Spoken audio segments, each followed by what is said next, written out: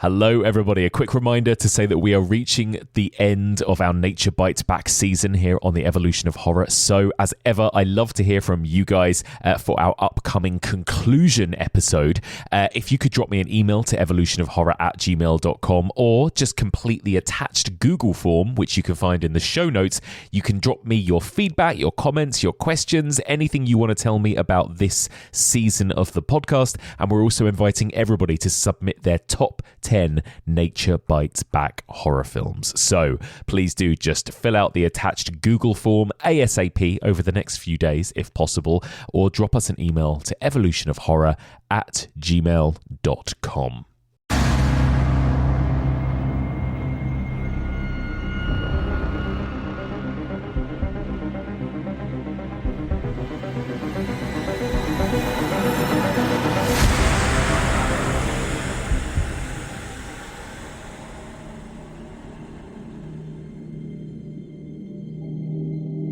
Over the last decade, in the midst of all the tongue-in-cheek animal attack B-movies like Sharknado and Zombievers, there have also been some genuinely tense examples of the subgenre that took the subject matter seriously. In 2019, horror director Alexandre made an alligator movie called Cruel.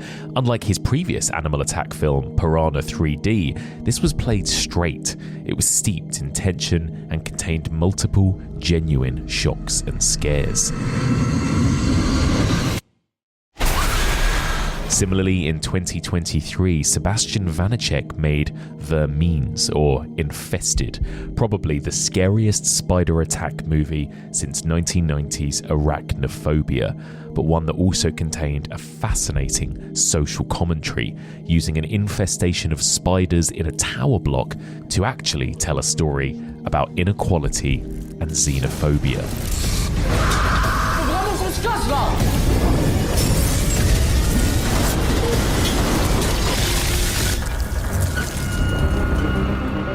Join me as we conclude our journey through nature in horror, and we discuss two modern animal attack classics, Cruel and Infested.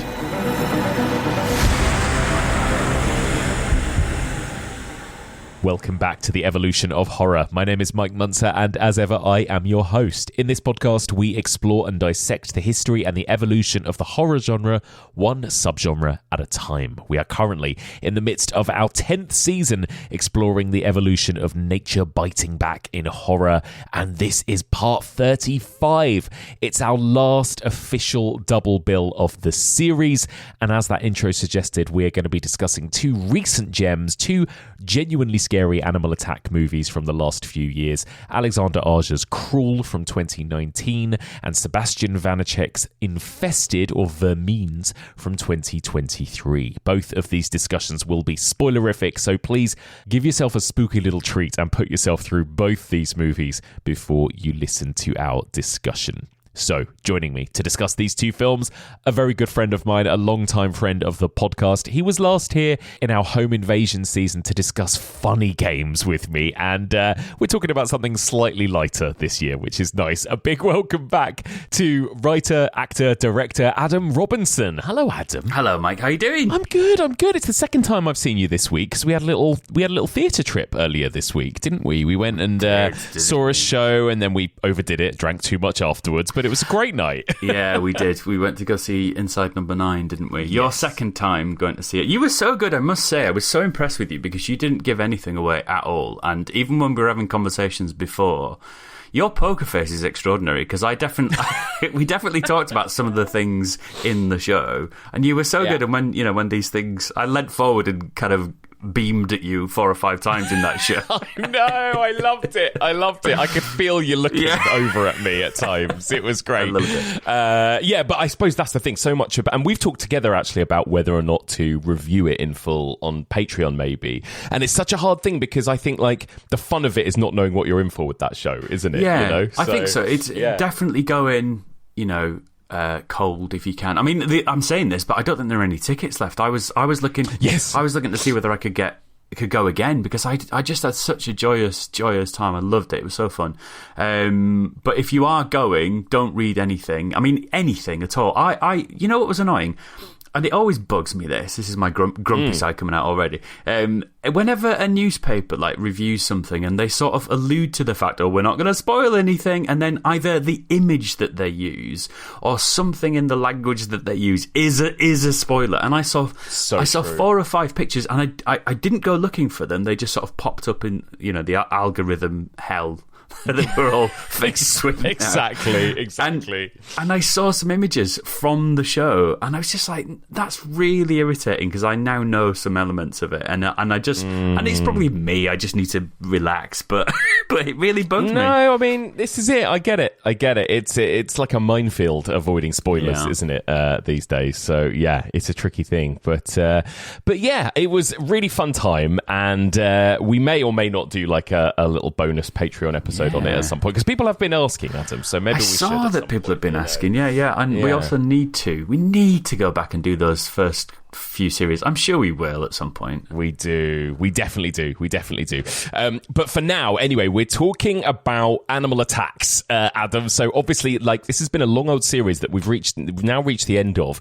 We've been talking about kind of nature in horror, nature biting back. What are your thoughts generally on these sorts of movies? In general, I love them. I think there are some incredible movies, and I love once again the way you've expanded the idea and, you know, invited in certain films that we might not expect to be in this series. You know, brilliant additions like your Christmas special on Gremlins, I thought was a masterstroke, absolutely fantastic. But I'm really into the fun, schlocky, B-movie-esque monster animal attack things. You know, that's right up my street. I find them incredibly fun. Classics, of course, like Jaws and so on. But I loved that you included Take Shelter and Melancholia. I love that you included those. They are 2 films, and I was, you know, obviously they are, would we say, horror adjacent? They've got horror elements, but they fit beautifully into this category. And they are 2 films that, you know, had an extraordinary impact on me. I think I saw them when I was having kind of some tough times myself in terms of my mental health, and they came almost at the right moment. And I remember watching Take Shelter whilst kind of being in the throes of a real anxiety slump, like a really tough time. But it was so useful. Like it was such a brilliant film to watch at that time, because it felt like it was portraying something that I was going through in this beautiful and frightening way. And it was actually the film itself was really good therapy for me. So I love that. Yeah. I was glad to hear your discussions on those 2, and you know, stuff like Tremors, and I love Arachnophobia. You know, I think I'm a fan. Yeah, it's been a really nice mix actually of kind of really fun, silly, schlocky stuff, and then like some of that more dark, serious stuff. And I think that is the really interesting thing about this kind of theme, really, because I think we do often associate these movies with like kind of fun, almost like B-movie vibes, like Crawl and movies like that. But then nature is genuinely quite a terrifying existential threat to us, isn't it? You know, I think particularly these days. So there's always that element of like, this could really happen, you know, just under the surface, it feels like. Yeah, and you know me, I'm a total gothic nerd, Mike, and I think I'm interested in the idea of nature in Gothic and horror, and it's something that I studied when I studied Gothic at university, and the idea of nature being this awesome thing that we can't quite compute. And you know, there's talk of this thing called the sublime, isn't there, in Gothic literature, and so I think it's not a new phenomenon to be awed by nature. I think it's always been there, and I think as well as some of these films have been really fun and you know, knockabout, there is actually, I think, an investigation in them into why we are so frightened of nature in all its glory. Do you know there's an essay from 1757 by Edmund Burke called A Philosophical Enquiry into the Origin of Our Ideas of the Sublime and the Beautiful, and he talks about how sublime and terror are neighbours. He says terror is in all cases whatsoever either more openly or latently the ruling principle of the sublime. And he talks about how when we're faced with nature, which causes us to feel this sensation of awe, we are neighbouring terror kind of all the time. It's right next to terror.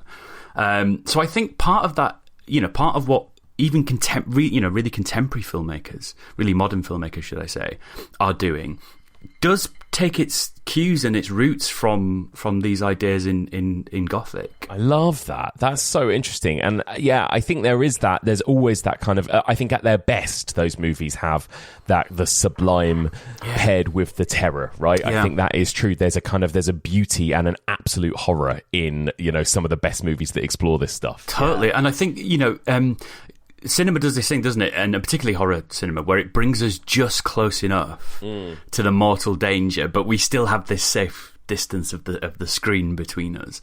And I think that's one of the most incredible things, and I actually think that's one of the most powerful things in movies that do animal attacks well, particularly visually, because we're brought really close to these things that we fear.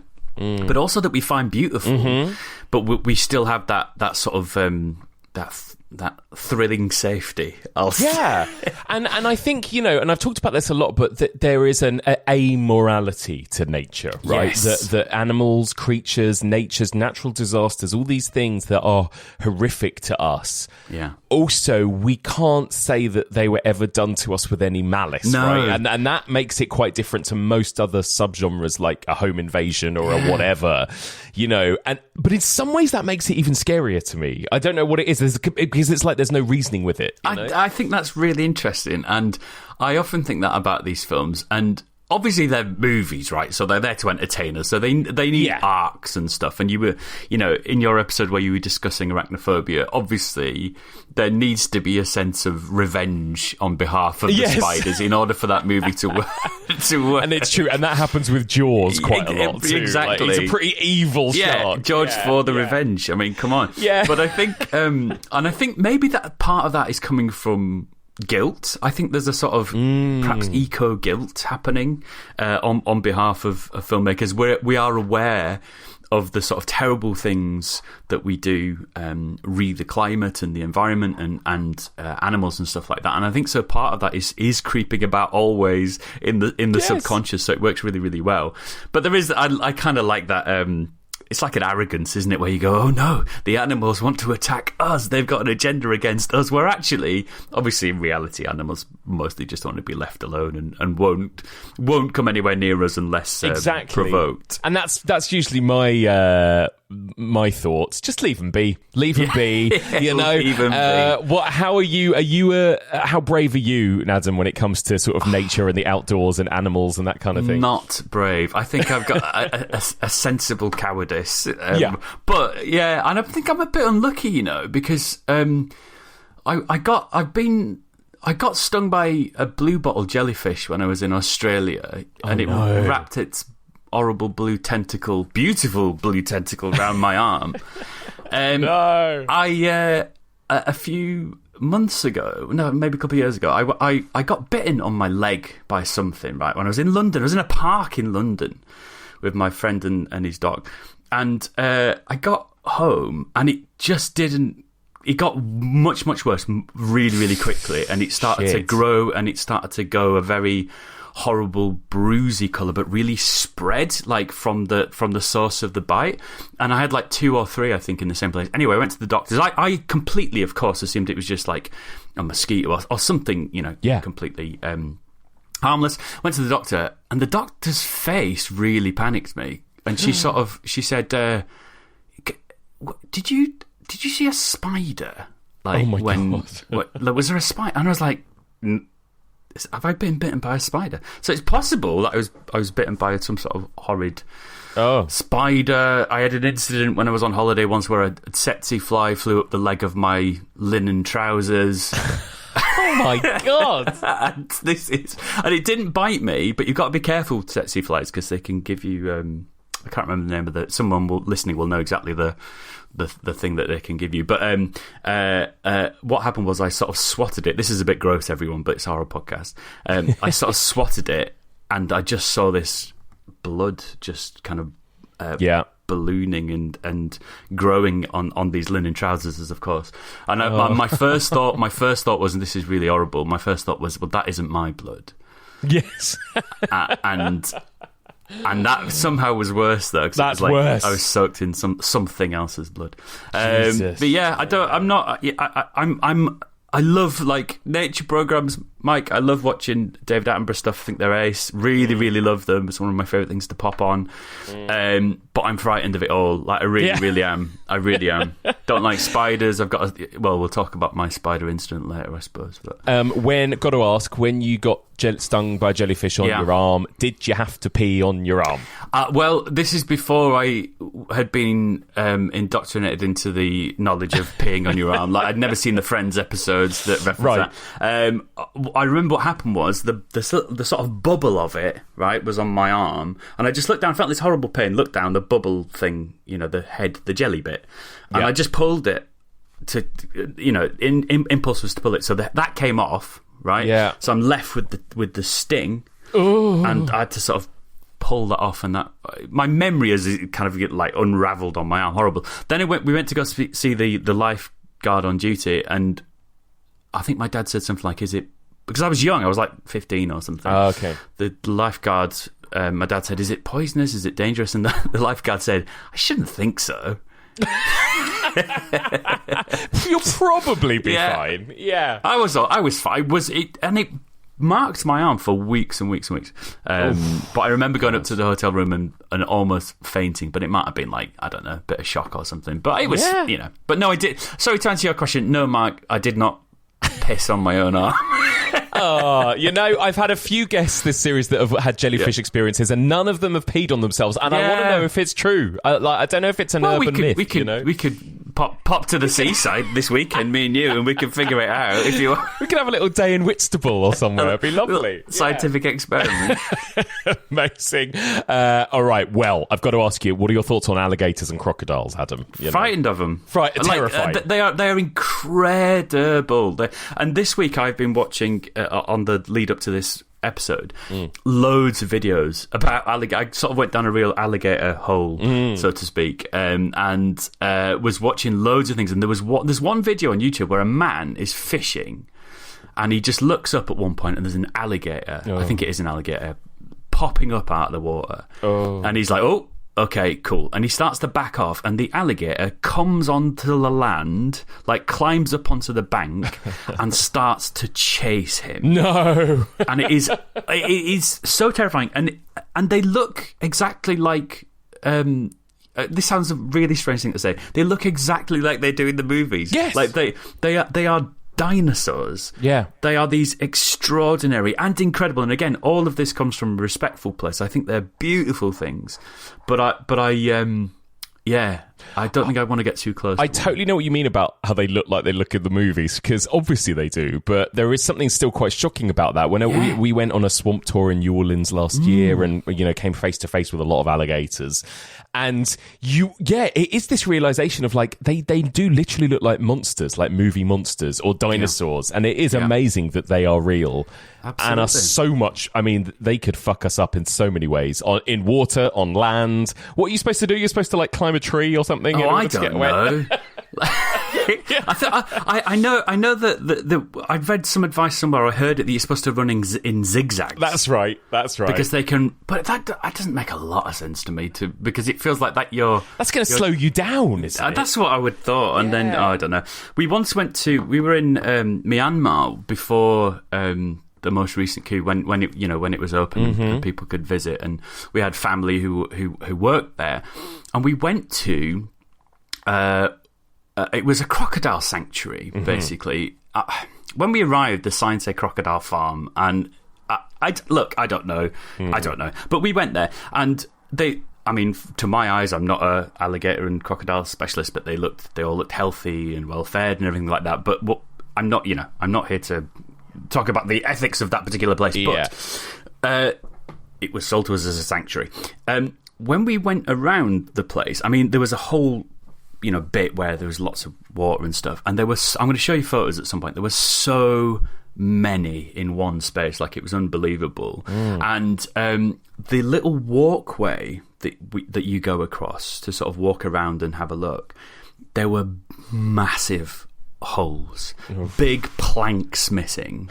Like, you could totally have fallen down, no problem. And I was having a conversation today with my other half, and I said, do you remember that we had to have a conversation because you were leaning over to get a better look at this enormous crocodile? And I was like, look, if you fall in there, oh my God, they will eat you. Yeah, that's like a Temple of Doom moment where you'll just be chomped. Yeah. Oh my God. And I said that to her today. I said, I'm gonna mention this to Mike. Is that all right? And and her response was, I wanted to look at them. But there was this one absolute beast, and they really, like, when you see them in nature like that, they look like prosthetic things. They don't look. They look like they've been created in the studio. They are just extraordinary. They're incredible. Really, well, let's get into this quite terrifying alligator movie then, Cruel, from 2019. The state of Florida has issued a Category 5 hurricane warning. All residents must evacuate immediately. Grab your families, your loved ones, and get out. Dad! We won't be able to come for you. Dad!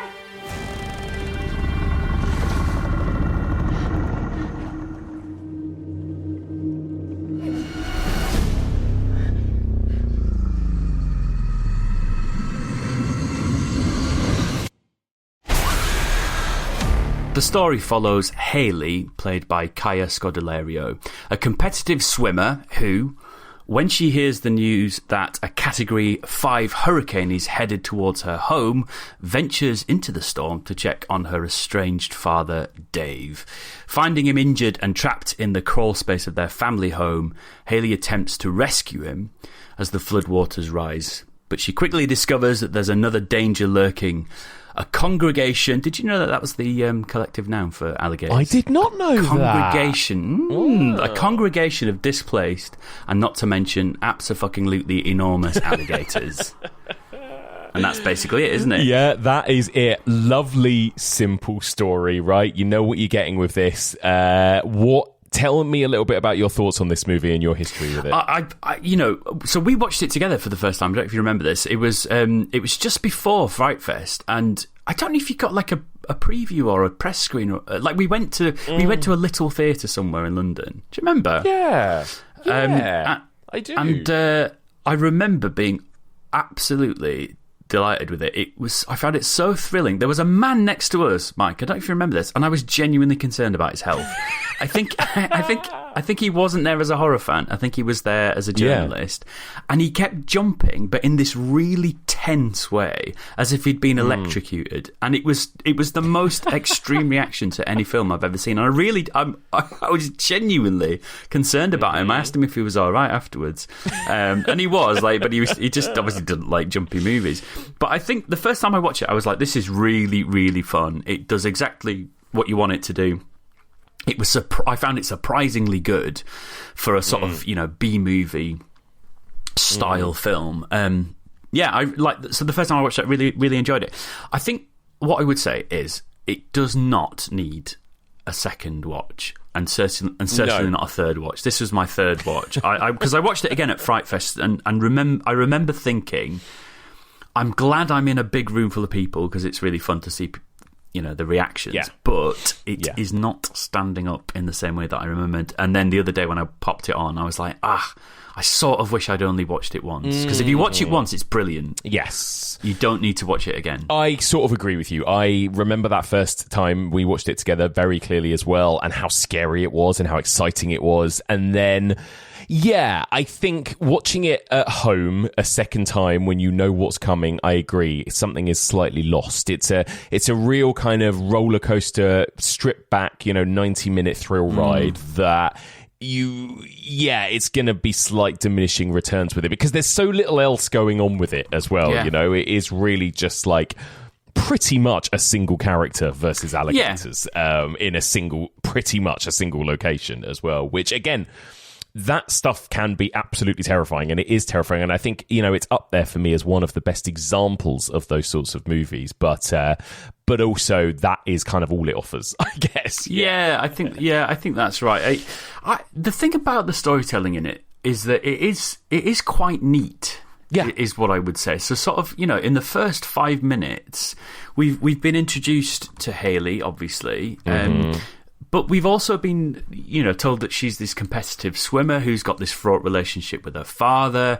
We've been introduced to her sister, who completely forgot that Morphy Clark was in this film. Amazing to see. I had no idea. I don't know if I just didn't really know of her at that point when I first watched it or not, but so great. Yeah. So we know that she's got I think is it nieces and nephews, or maybe just nephew, I'm not sure. Yeah. So we know that there's something at stake for her other than just her own survival. And if you were teaching, if I was in one of my workshops and I was teaching storytelling, actually Crawl's a really neat story. And the way that it, we'll talk about the metaphors and stuff and the allegory. The alligatory. No, I'm not going to do that. Oh no! Cut that out. That's terrible. I'm embarrassed about that.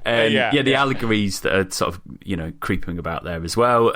So I think it's a really, really neat and tight script, despite the fact that it is, all we need is Hayley going into that crawl space and battling the alligators, really. But we get more, I think. I think part of the reason why I enjoyed it so much that first time is because it's neat, is because it's a good story, and I'm invested really quickly. I'm invested, in what might happen. And it's really funny that I've talked about that a lot over these last kind of, particularly movies from the last sort of 10, 20 years. We talked about this with 47 Meters Down and The Reef and these kind of shark attack movies. And it will be like Act 1, let's quickly rush into some sort of storyline so we know what we need to know about this character, some kind of emotional investment. There's a breakup, there's an affair, there's a falling out with her best friend, or she's become estranged from somebody, or there's always something that is quickly introduced in the first act before then we get to the animal, the good stuff, basically. It's so funny. But I do think you're right. I think this one is done quite effectively in that regard. Absolutely. Yeah. It comes down to this principle that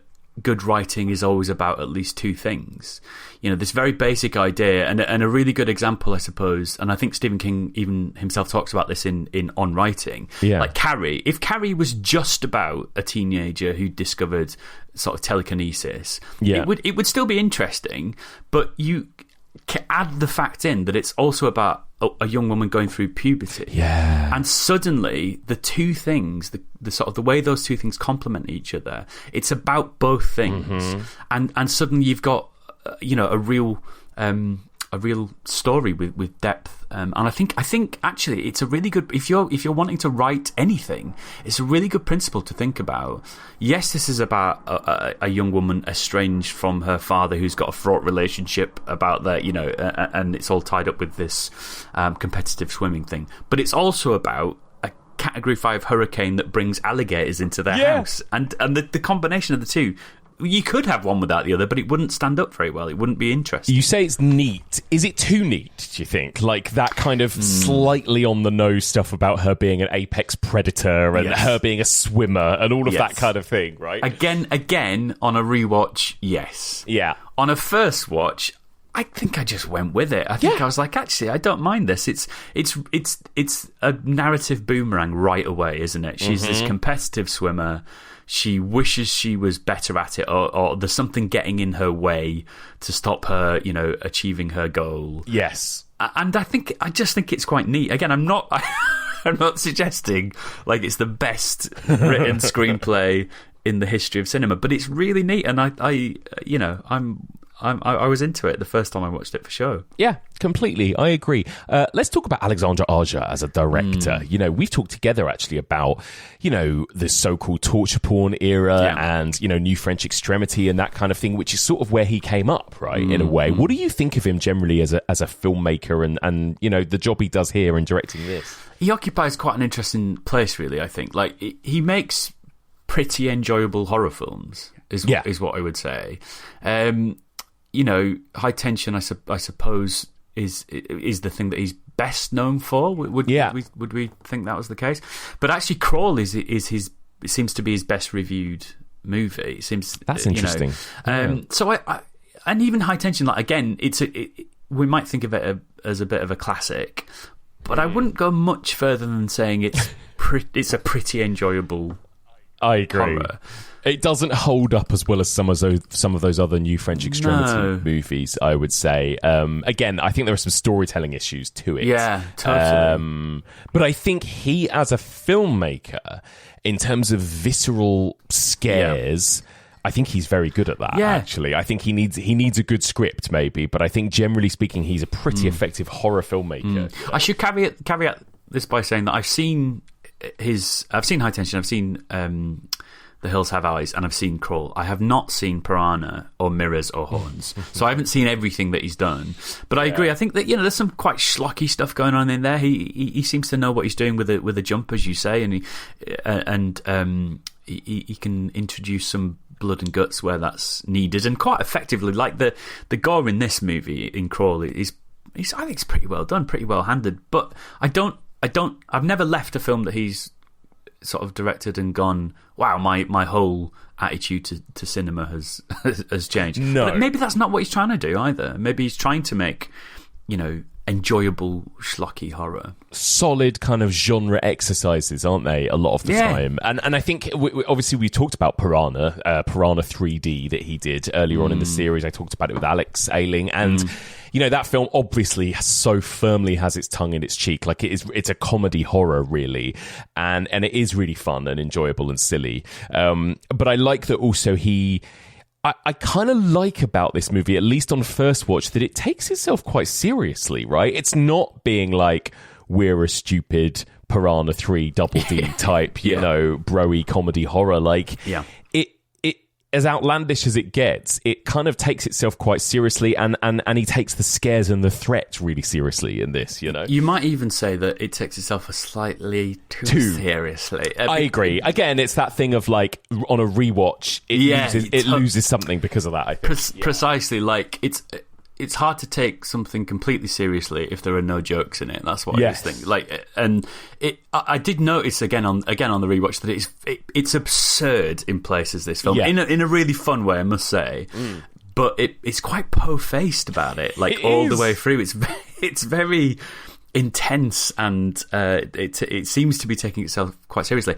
That said, and we'll get on to performances and stuff later, but Kaya Scodelario's performance in this, I think, is really excellent, and it's the fact that she's taking it so seriously, and her performance is I think it's fantastic.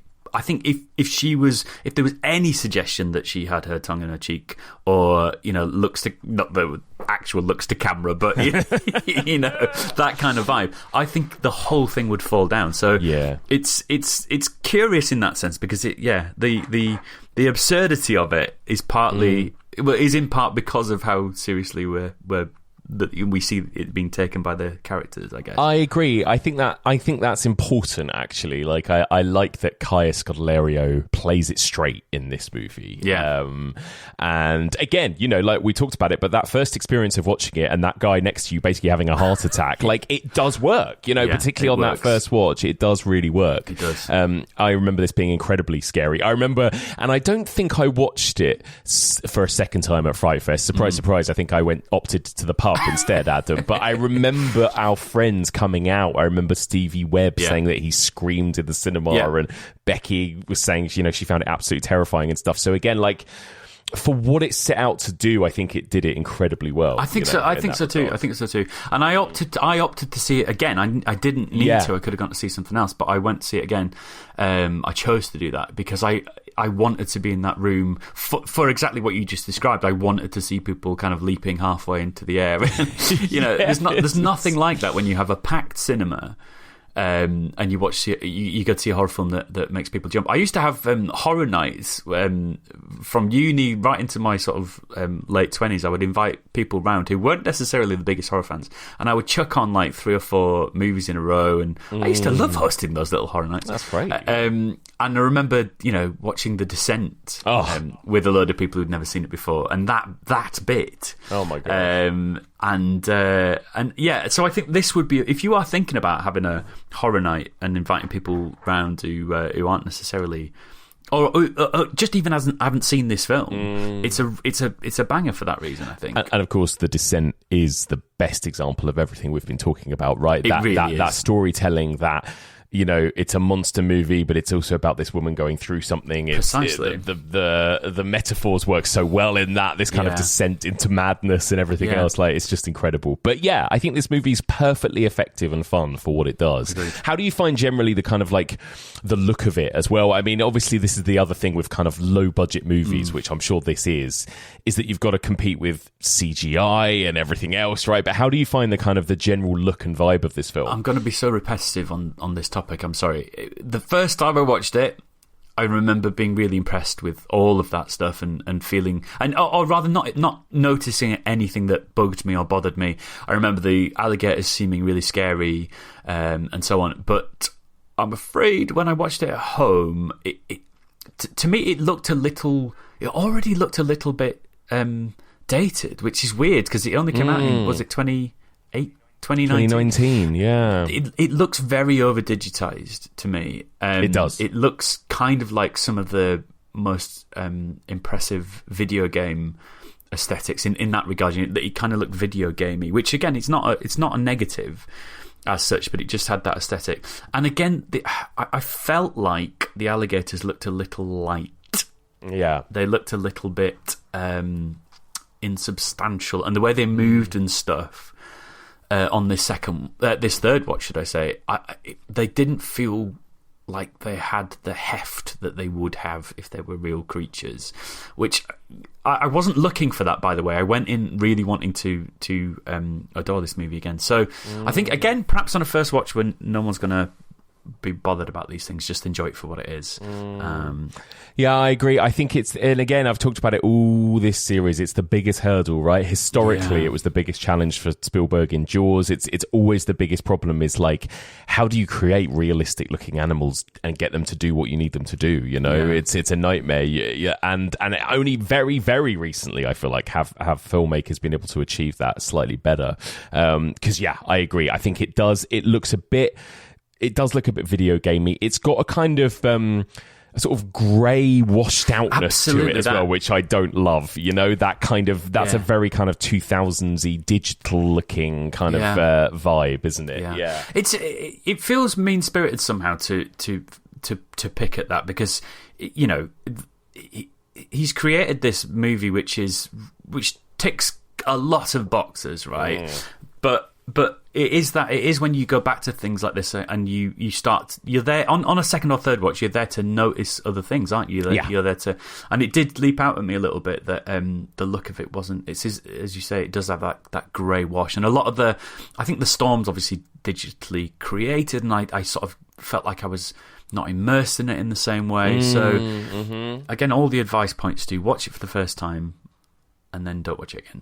It's interesting because he did use a mix of practical and digital, of course, and there were some practical alligators and things that they used in certain shots, and also, of course, the weather. You're right, you know, those storms are obviously digital, but Kaya Scodelario did spend most of the film like soaking wet in a water tank, essentially, right, as well. So I think you can definitely feel that too. When it's at its best is maybe when it's slightly more contained and claustrophobic, I think so, and you're too. less aware of the kind of digital green screen stuff maybe going on in the background. You know? It was shot like in a massive warehouse, wasn't it? I believe. Yeah, in Serbia, I think. Yeah, that's right. Yeah. Which is kind of an astonishing feat in and of itself, isn't it? Yeah. That you know, even the gas station was constructed, the streets were constructed, which is kind of, you know, that's it is amazing, really. But I think you can feel it. You know, I talked earlier in the series about a terrifying shark movie. I don't know if you've seen it, Adam, called The Reef from 2010. Yes, I have seen it. Australian made, and very interesting how different that one is, because it was shot on location. They were literally in the sea with cameras, just like bobbing about just off the shore, but pointing it in a way that it didn't look like they were just off the shore. And all of the footage of sharks attacking them is very fleeting, and it's real sharks, and it was all shot separately, where the filmmaker went out, put a camera on a stick and literally dunked it under the water, threw some chum and things into the water, and they got sharks to kind of swim up to the camera and bite stuff and chomp stuff. And just using editing, he made it look like they were attacking the people underwater, of course. And so there was no CGI. There were no making up of the shark. It was all a mix of real, like almost documentary footage with real actors. Wow. And that has its limitations too, but there is a completely different feel, and it does feel more threatening somehow than even the best looking kind of soundstage versions of that story. I think so too. The aesthetics, I suppose, of Crawl, I think he is going for something neighbouring like a Hammer horror, actually. Ah, yeah, that's interesting. He's making a horror film. He's not making a thriller. No, I think there's a distinction, right? And so, this is not in any way contrary to what you've just said about the reef at all. But I was just thinking about it. I think that maybe the aesthetic is actually more deliberate than, I don't know. That's a really good point, actually, because you're right. It's over the top, right? The big, really dark and stormy night, the thunderstorms, the dark, shadowy look of it, and the fact that so much of it takes place in a house or in a basement, right, as well. So you're right. He's using very classic, almost gothic iconography, right, in order to tell this story. One of the scariest moments when we see one of the alligators, it's in a lightning flash. Yeah. And it's like, it's got its mouth up in the air like a wolf howling at the moon. Yeah. And so I think, I think that's a really good point. Different vibe. And how much, obviously this is the other thing, is that this movie also plays into the threat of nature, not just because of the alligators, but because of this flooding, because of the hurricane, right? I mean, that's what's set up at the beginning, is that everyone is evacuating this town, everyone's getting out, getting to safety. She goes to find her dad, and that's why she gets stuck in this kind of situation, right? But this is always the stuff that I find in some ways even scarier, and I was in Florida for the first time last year, and I was amazed at how much, even just in the 3 or 4 days that I was there, how much weather they get, I guess, on all extremes. It was going from thunderstorms and floods to boiling, scorching hot sun. Wow. And everything felt very kind of extreme. And then obviously, it's been on the news. There have been so many, sadly, so many hurricanes and so much kind of destruction and tragedy in Florida and that kind of southeast of the US area, right, as well. So, do you think the film does a good job at kind of, I guess, getting across that kind of natural threat as well? I think it does, actually. I think in storytelling terms, it ties the ideas together pretty neatly. I read an article in preparation for this on fizz.org, as in physics. Okay. Oh no, not like lemonade. Yeah, I was thinking, what's this site you're on? I don't know. Fizz, PHYS. I was Fizz. like, is it Viz? And you're trying to make it sound important. This article on Viz. Yeah, exactly. And I won't tell you what it says, but I was very embarrassed. And it's this article said the headline is "Gators may be a key gauge of how climate change may impact Florida's Everglades," and it was talking about the study of these animals and what it tells us about climate change. And actually, before I went to Nashville last year, and before I went, I was just Googling wildlife in Tennessee just to see what I might encounter in the middle of Nashville. Humans is what I encountered. Yeah. And I'm sure I read something about the idea of alligators and crocodiles migrating north because of climate change, because it's getting warmer, further north. So, he's neatly putting this in a gothic trope, isn't it? He's making this horror threat actually, literally.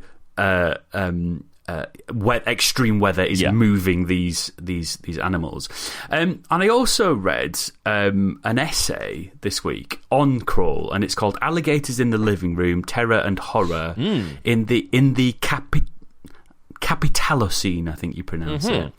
And the Capitalocene is a slight variation of something called I'm struggling with the words here. Anthropocene. Okay. Which is the humans living in a particular time period, their effect on the environment and climate change. That's what Anthropocene is. Capitalocene is a similar thing, but it's capitalism's effect on the environment. Yeah. So I think it sort of suggests that this word Anthropocene seems to blame everybody.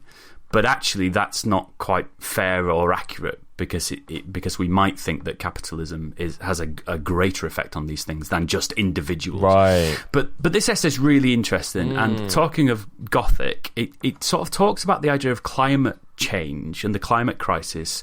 How it's experienced differently by different communities. And it's by this writer called Johan Hogland is the writer of the essay.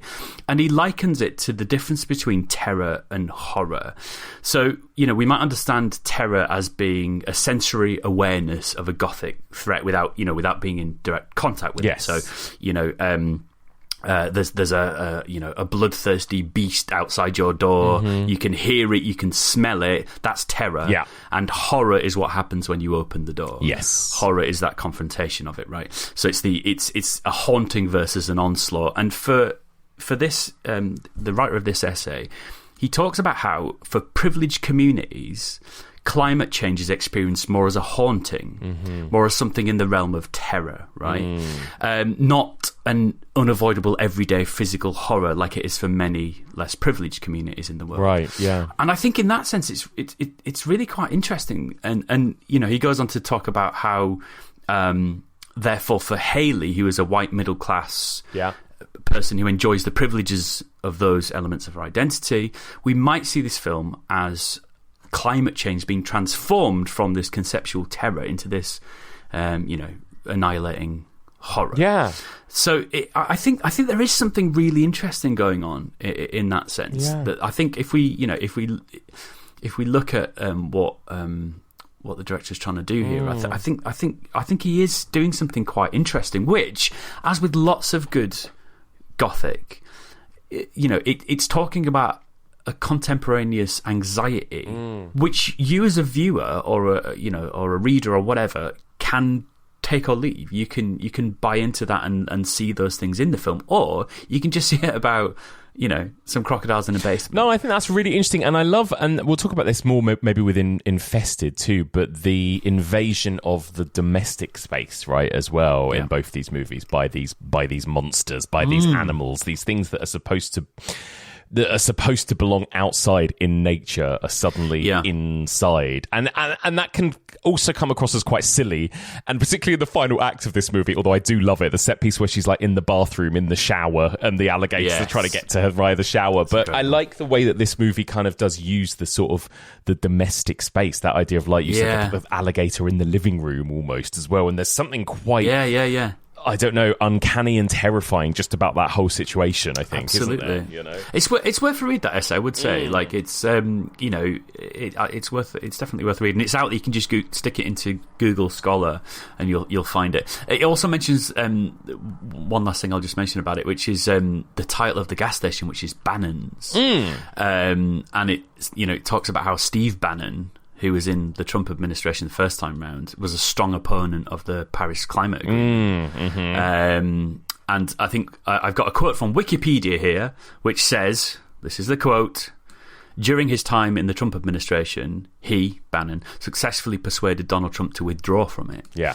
End quote. So again, those elements are there in this film for us to see, right? This idea, this allegory for climate change is that I assume that's deliberate, right? Definitely. Yeah. There is it's very much an eco horror film, I think, in a lot of ways, isn't it? For sure. And of course, it does also run in the tradition. So obviously, when we get to this house, we get to the basement, the alligators attack, an amazing jump scare when we first get it, burst through the stairs, right? And then this is it. It's kind of Haley versus the alligators, right? For the most part. That's what it should have been called. Haley versus alligators, exactly. And I think, again, like, maybe, going more by your first viewing of the film, how successfully do you think that this film kind of sustains that tension? Because again, it's a difficult thing, I think, pacing wise, when you've got like minimal characters, basically a single location, and how do you sustain that for 90 minutes, right? Do you think it does a good job? I think it does. I think first time I watched it, certainly those scares are some of the best scares I've seen in any film. I'm not even exaggerating. Yeah, some of those jumps are utterly brilliant, and they're so well orchestrated, and they're some of them, you're aware that they're coming. It doesn't make a difference. They're very impactful. I think there is perhaps some diminishing returns a little bit as it goes on, because nothing really changes. We learn that there's more than one alligator quite quickly, and so that's about the extent of it. You know, there's several alligators rather than just one. So I think without ramping that up somehow, and I don't know how you would do that. Obviously, we'll talk about the way it happens in Infested. I think because the threat doesn't really change, we become less and less impacted by it, maybe as it goes along, is what I would say. Yeah, I would say so. I think maybe it's at its best in its kind of second act, I guess, you know, in a lot of ways. When that alligator explodes through that staircase, like, it's so good. It's really, really great. It's really scary. And because we're in this dark basement, there are pillars, there are obstructions, there's water. It can be under the water, it could be on top of the water. Like, it is like a proper... It's like that scene in the kitchen in Jurassic Park or something, right? Absolutely, it's really scary, yeah. And it makes you, as lots of the best horror films do, it makes you ask that question, what would I do? Yeah, exactly. What would I do? She's very resourceful. Obviously, she's this competitive swimmer, which comes in later on. But what would you do? And it's very satisfying in a sort of grim way where she gets it in the eye, because that's all the advice seems to be. Poke it in the eye. Exactly, absolutely. Go for the eyes. Go for the eyes. And she goes through it, right? She gets bitten, I think, a couple of times, and you know, a lot of the characters, they really go through a lot in this movie as well, right? And I like that. And I guess that's the other thing about these types of movies, is that they have to... It does include a couple of, like, let's cut away from the house. Here are some kids stealing an ATM machine. Let's see them get eaten or whatever it might be. Exactly, because just to add in some more carnage and kills, I suppose. You know? It's good, that bit, actually. I must say that's a very smart moment, I think, in terms of like a horror movie, where there's the woman. They're called, by the way, they're called Marv, Stan, and Lee, which I read Marvel. is obviously a nod to Marvel, which is, you know, when you've got the Bannons thing going on and then also a nod to Marvel. I don't know. I don't know what to believe, Mike. Capitalism. It's capitalism, isn't it? Yeah. And the woman Lee gets eaten on that boat. It's very much a nod, it seems to me, to Quint's death scene in Jaws. It really does feel like that. But initially, it's funny because she's sort of in the background getting chomped by this alligator, and filmed at a certain angle. There is something quite preposterous about crocodiles and alligators, the way their mouth goes. But then, really quickly, we cut to a more close shot of that. And it's actually quite harrowing. So I think he's having a lot of fun in this movie, Aja. I think he's giving us these absurd, preposterous things. But then we zoom in a little bit, and it's quite horrible because it's someone being eaten by this water dinosaur. That's exactly what it is, right? A water dinosaur. Absolutely terrifying. And how do you find the way that the action kind of concludes in that final act? Like we said, it does get more and more preposterous in a way, as she's like running around the house and going upstairs, and it's coming into the bathroom and the shower and everything. But again, kind of fun. That is, I must say, that bit is extremely fun. Like having, it's the shower scene in a horror movie has become such a trope, hasn't it? And I think that it's great that he managed to get one into this. Yeah, and it is fun. Like it's so stupid. Like it really is. These kind of enormous beasts can't break that little glass that I'm terrified of catching with my elbow when I'm in a Premier Inn. Such a good point. Yeah. And it's like, oh, well, I'm stuck here now. This is my prison forever. No, just literally turn your massive scaly head. Yeah.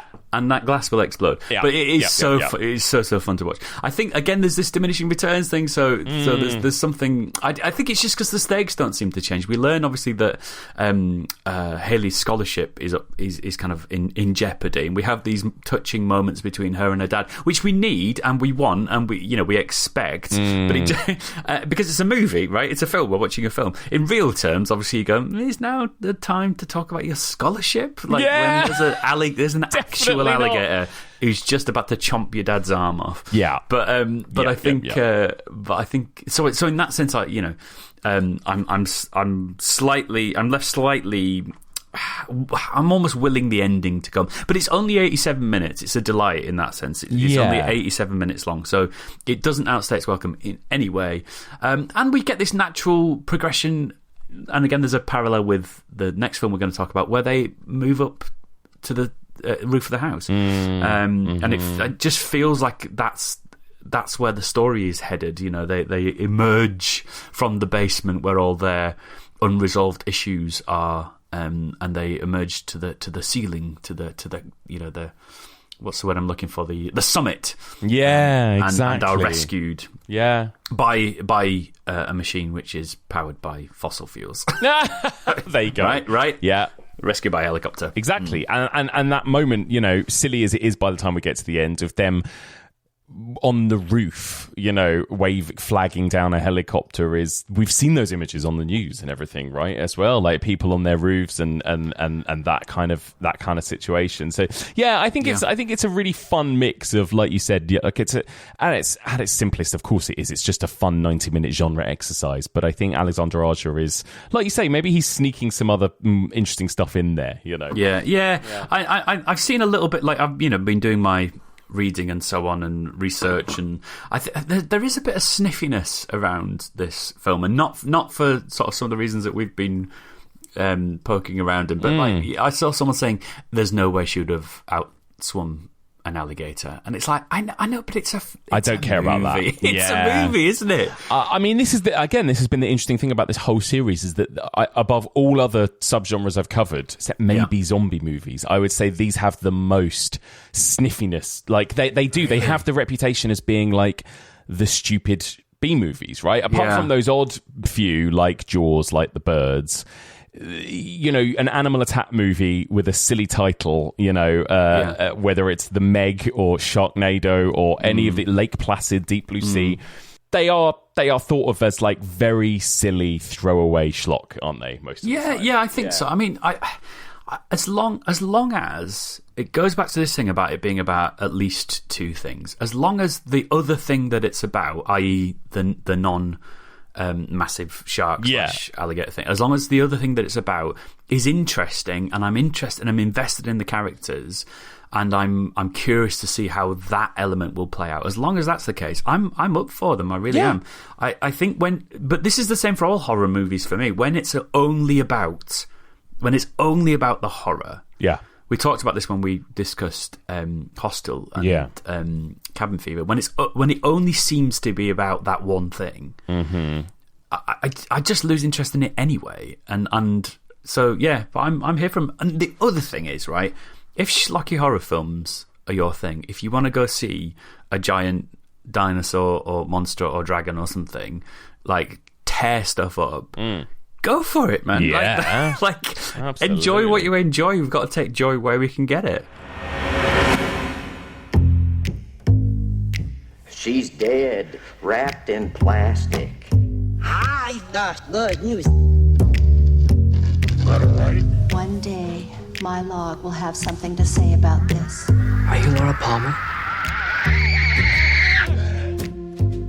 Before we get into the second half of this week's episode, just going to take a moment to plug another weekly podcast made by the Evolution of Horror Network, The Detective and the Log Lady. This is, of course, a Twin Peaks rewatch podcast hosted by me and Stacey Ponder, in which we are discussing and recapping every episode of David Lynch and Mark Frost's groundbreaking TV show, Twin Peaks, week by week in depth. I've seen Twin Peaks a whole bunch of times, of course, but Stacey is watching for the very first time, so it's an absolute joy to get to hear Stacey's reaction and bafflement on a weekly basis as we delve deep into the world of Twin Peaks. Right now, we are just at the point where we are starting Twin Peaks The Return. We've covered every episode of the original season. We've covered the movie Fire Walk with Me. We've covered additional materials like The Missing Pieces, the books, The Secret Diary of Laura Palmer and Mark Frost's Secret History of Twin Peaks,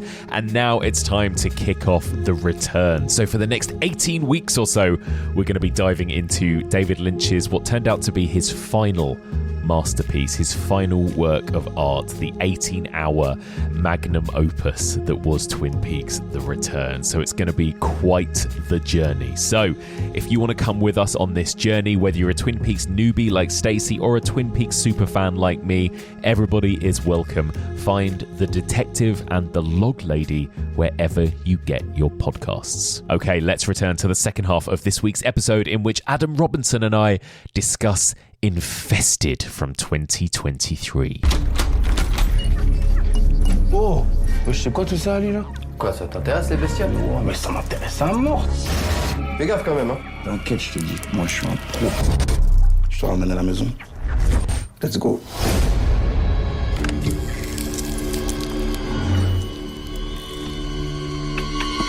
At the start of the film, Caleb, a young man who lives in the suburbs of Paris, acquires an exotic spider from one of the shops that we've all been in that sells everything from Scampi and Lemon knickknacks and also shower heads and also teapots. Yes. Unbeknownst to Caleb, the spider has been smuggled in from the deserts of the Middle East and is extremely venomous. The spider escapes/strolls out through a massive hole in a shoebox, leading to a rapid infestation in the tower block. As the deadly spiders multiply, Caleb, his sister and their friends find themselves battling an army of spiders, their own mounting paranoia, and the police who are attempting to lock down and barricade the building with all of the residents inside. Indeed. So, what do you think of this movie, Adam? What did you think of it on first watch in comparison to Cruel? I really, really, really liked it. And I'm thrilled to say that I rewatched it for this. I say thrilled, it's horrible.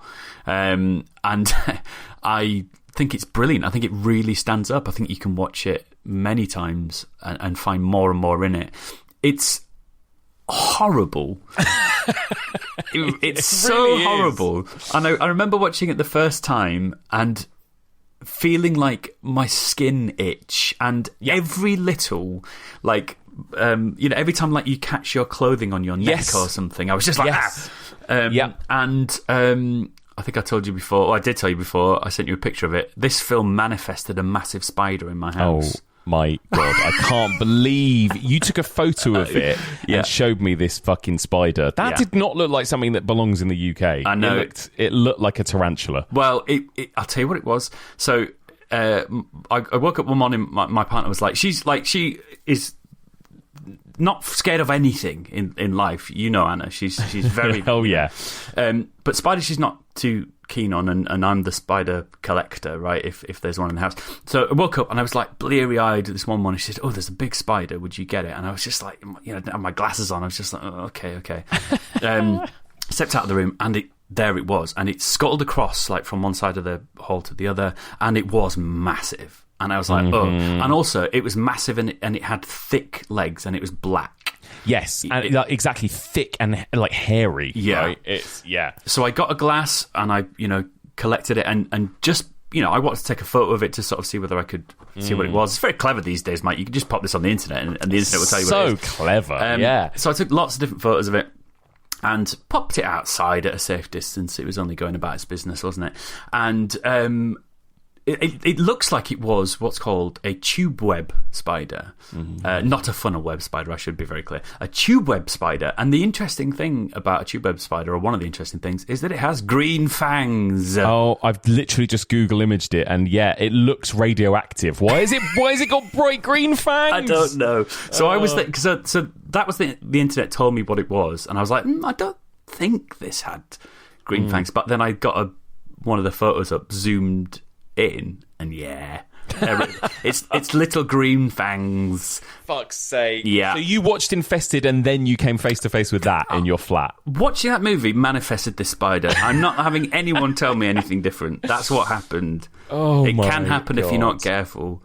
I agree with everything you said. This movie is horrible.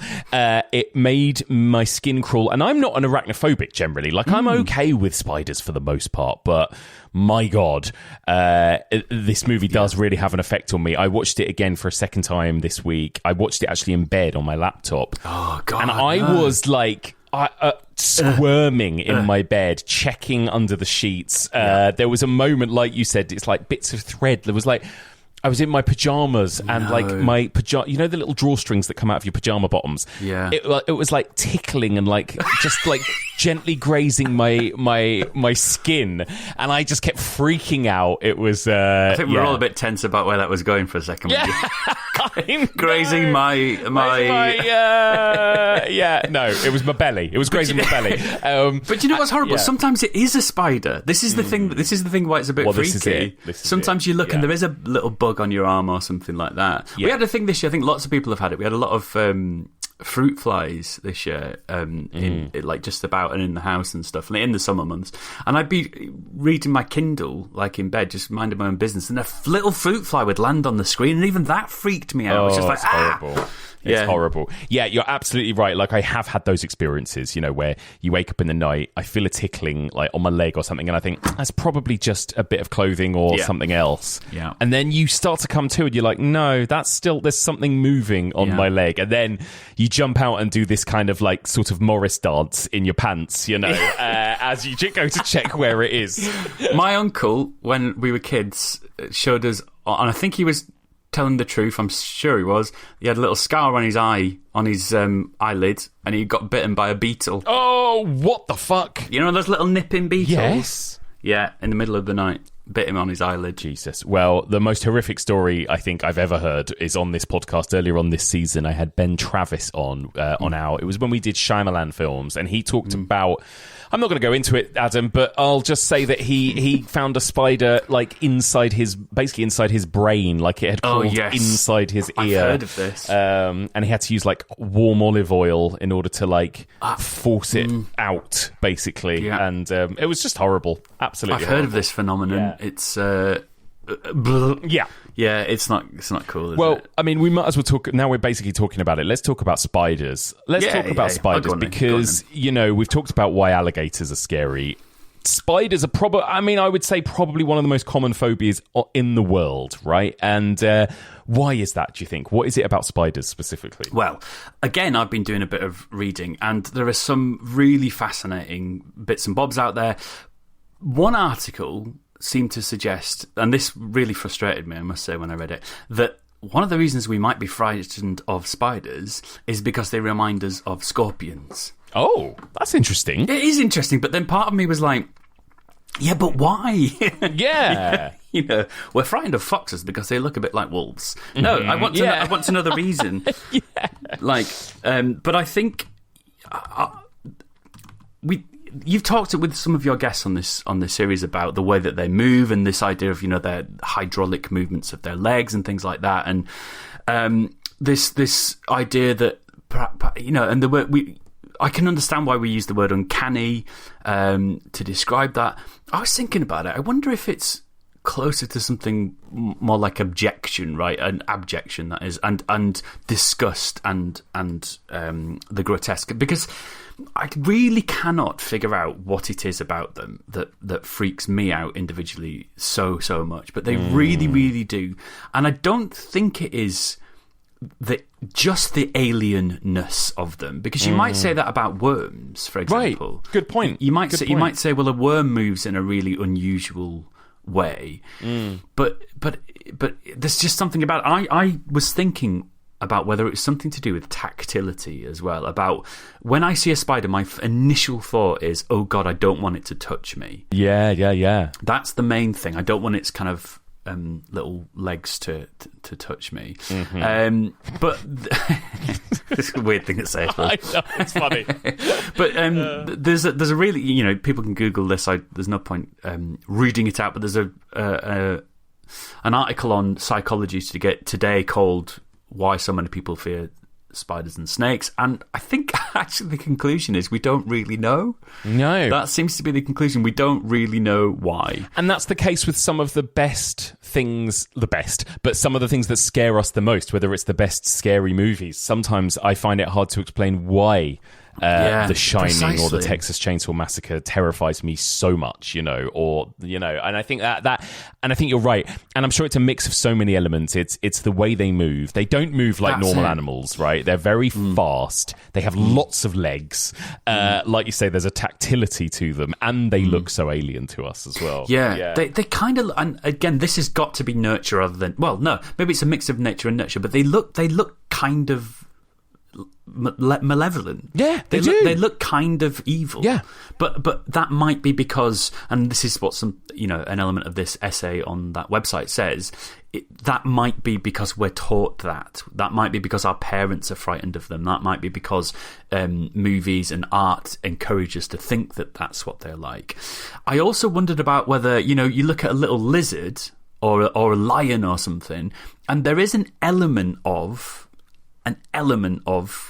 recognition in terms of like anthropomorphization. Yeah, they have two eyes, they have a mouth, they have whereas spiders, they don't even have that. Really, no, right? they're just little horrible. No, and I'm sure there are people listening going, you know what? I love spiders. Please get off their cases. Which fair play, but I don't love them. And I am aware that they are just getting about their business, Adam, yeah, like you said, and they're good for the planet, and I would never kill one. I would always, put one under a glass, take it outside, Absolutely. But I think that's true. But they are just terrifying. They are. And even in the UK, they're not really, apart from your spider encounter, but they're not going to not going to hurt us for the most part, right? 99% of the time. But I also wonder if there is still something nature over nurture about the fact that, of course, on this planet, there are spiders that can kill us. There are spiders that are some of the most deadly venomous creatures on the earth as well. So I wonder if there is also something evolutionary in us that just knows to fear them, I think you're right. I think there's a combination. It has to be a combination of things is my thing. So when you look up and it's suddenly there and it shouldn't be. Again, there is that horror thing, and there's a guy called a brilliant writer called Mark Fisher who talks about this idea of the weird and something being somewhere where it shouldn't be. It gives us a sense of the weird. You look. The M.R. James story, great. I brought M.R. James into this as well. The reason why that Whistle and I'll Come to You is so scary is because that beach both should be filled with people who are having a good time, but it's empty. But now there's one thing on that beach, so it's this invasion of it's that which shouldn't be. So I wonder if there's part of that. You look up, oh my god, there's a spider there. It shouldn't be there. Then you've got the innate thing of that reaction. Oh, it's poisonous. It's harmful. Yeah, it can. It's gonna hurt me. Then you've got the weirdness of the way it moves, the sort of quick, slow thing, and all of these things I think perhaps are quite overwhelming. Yeah, but on this, I was looking at the British Psychological Society's website, and it said that an estimated 6% of the general population suffer from full-blown arachnophobia. That seems quite low to me. Oh, I thought it would be much higher than that. Yeah. So I was surprised by that. I wonder whether... I would say that's really... Because I would say if I'm in a room of 5 people, I would say the odds are one of those 5 people is going to have an arachnophobia. It's feels interesting. low, doesn't it? Yeah. Unless I don't think I've misquoted it. I'm sure that... you might be right. Maybe it's just people are too... they don't want to admit it in a survey. Or is it... maybe. I'm not frightened of anything. Yeah. I wonder if phobia has very specific psychological... Well, that's true. That's true. Maybe there's a difference between me or you just freaking out if one's in our bed compared to somebody with a genuine phobia. Yeah, so. That is true. Yeah. So whatever the reason, they are terrifying. And the other thing I find really interesting, though, Adam, is that there have been fairly few very successful horror movies about spiders. Now, you've mentioned Arachnophobia. That's like the high benchmark, isn't it? I mean, that is a terrifying, brilliant movie. Yeah. And I think Infested is up there too. But other than that, there's actually very few very successful spider attack movies in comparison to shark movies or crocodile movies or whatever else. I don't know why. Why do you think that is? I don't know. I mean, is it something about the fact that people genuinely really don't like them?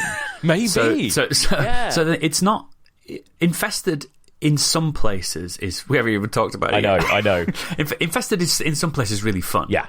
Like, it's witty and you have fun watching it, but in other places it's horrible and it's really unpleasant. And actually, I have the same sensation watching that film as I do when I see a big spider in my house. And I wouldn't necessarily say that I had arachnophobia full blown. So I wonder whether there's part of. Is it not going to be as commercially successful? Is there not as much appetite for it? Yeah, that's really perhaps interesting. Then just not considered to be fun. Like, you know, I listened to your episode on arachnophobia, a brilliant episode, brilliant analysis, and when I watched that as a kid, I did not consider it to be a comedy in any way. Yeah. Like, I thought it was like, you know, pinnacle horror movie. Totally. And I haven't really watched it for many, many years, and I'm sure it is a comedy horror, but I think people think of that film as a properly scary film because it's got spiders in it. I completely. I was traumatized by that film as a kid, and you watch it as an adult. It's only a PG, and it has loads of like gags in it, and you go, "Oh my god, this is a family movie." I kind of didn't realize that. Yeah. And I guess the same is going on here as well. And again, there is this temptation with a lot of spider movies to make them bigger too, and that's really interesting, and that might be partly for dramatic reasons, like let's make it more exciting as a monster, but also I wonder if it's, again, like you said, if there's something that's just we hate so much about just realistic looking small spiders, and we've got to do something a bit more over the top and cinematic with it, almost, you know. I think that it's a natural progression. It's that thing I mentioned in earlier, recrawl, which is upping the stakes. The stakes have to change as a horror movie goes along, otherwise it's just the same thing over and over again. So I get it, and actually we get the same pattern, really, don't we, in Infested as we do in Arachnophobia, where it culminates in this impossibly massive spider. Well, we all feel like Jeff Daniels, where you're just frozen in fear, unable to move, basically.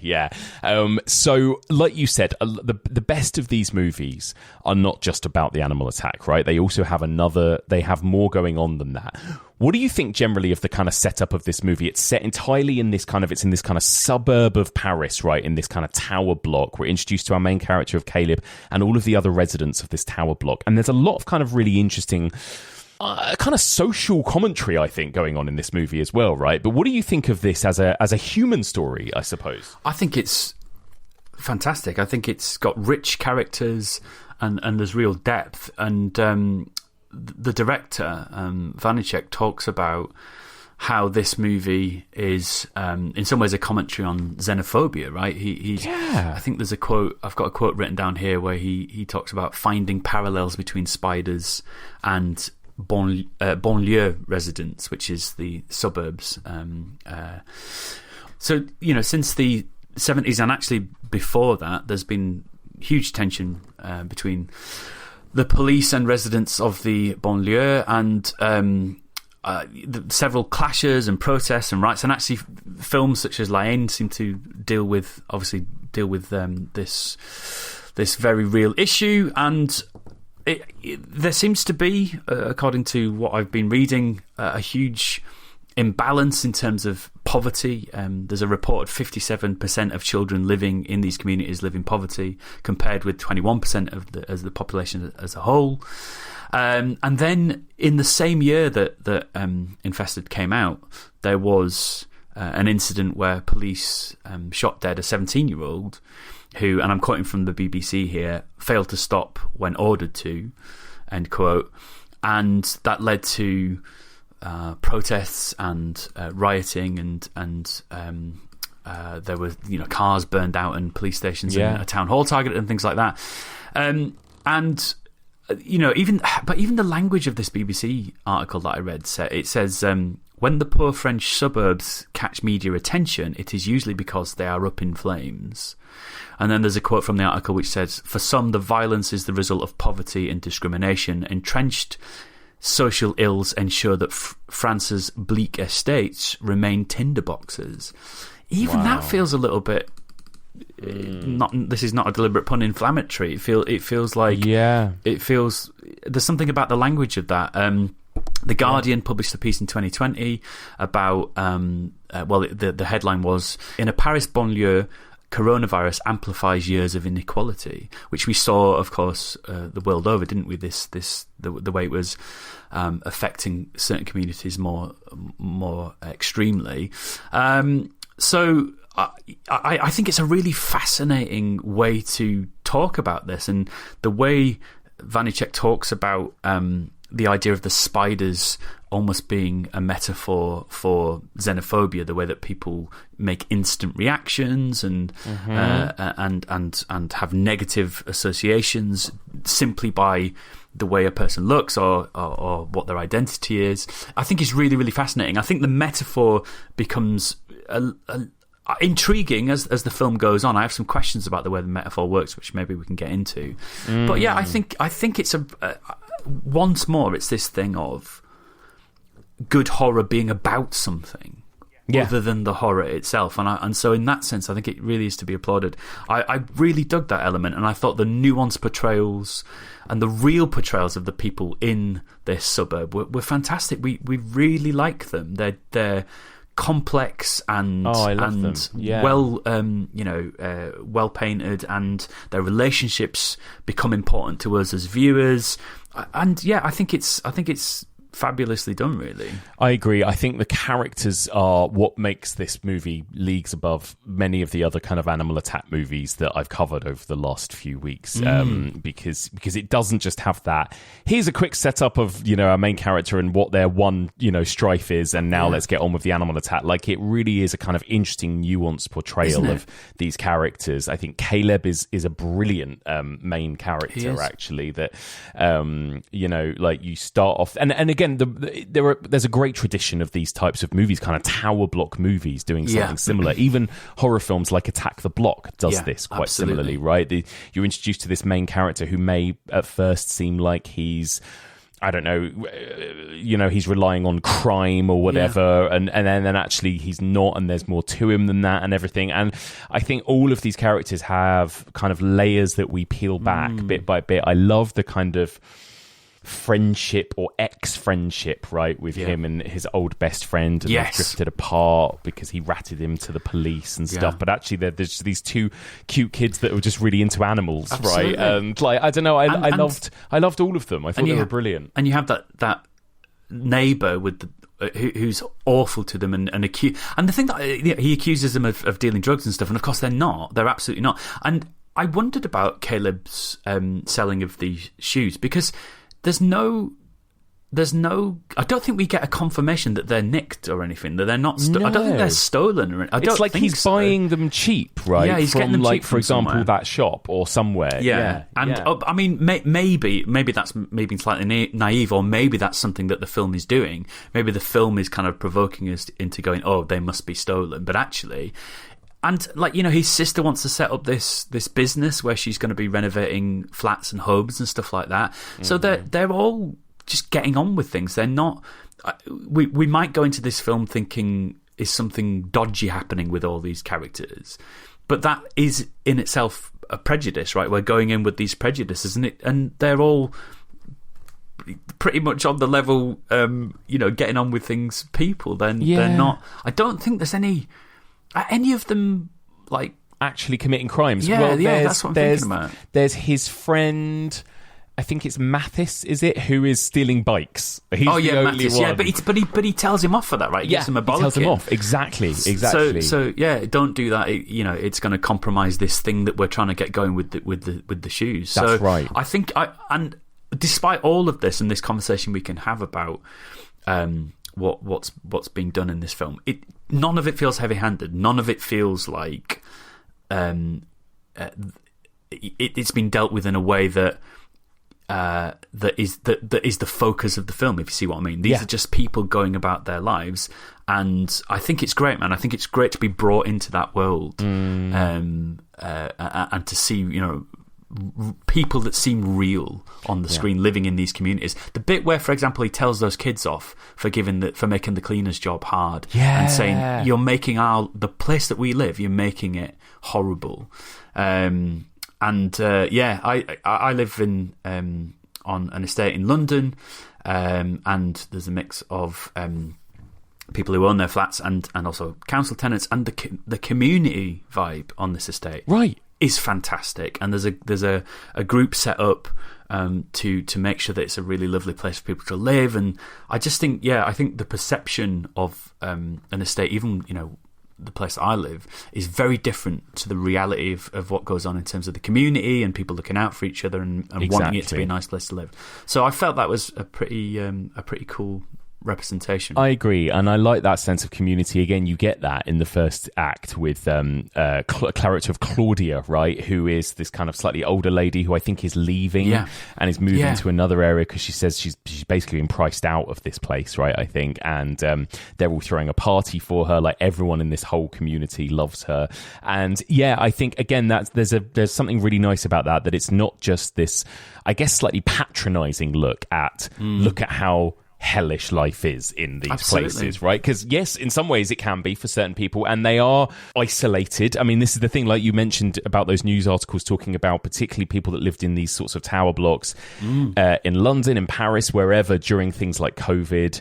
You know, you do get this feeling that they are left, right? That they are. I mean, look at Grenfell Tower and stuff, right? As well, like there's just this feeling that they have just been like abandoned or isolated. And, you know, again, we get this kind of obviously on the nose imagery and Infested of like, well, this thing is crawling with spiders, so we're just going to lock you all in, right? Like, we're just going to lock you in and gas the place or whatever it is they want to do. And it's an interesting metaphor that I think really works for this kind of a thing. It does work. I've got some questions about it because I think, you know, his point of judgment simply because they are spiders, I think, is the point, isn't it? Why do we look at them and instantly think all the things we've just been saying, basically? Exactly. Which we ourselves were pondering, right? We don't know why we think that. Yeah, of course. Yeah. But then in the film, the spiders do become a threat, don't they? They are the threat. Yes. And there is an infestation of them. You know, the film's called Infested in English, and it's called Vermine in French, obviously, which means vermin. So I think he's doing a really interesting thing that is not tied up in a neat little bow at all, because they're you know, in the film, if we dip into the film's logic, those people would rather those spiders weren't taking over the building. Absolutely, right? Absolutely. They would rather they weren't there.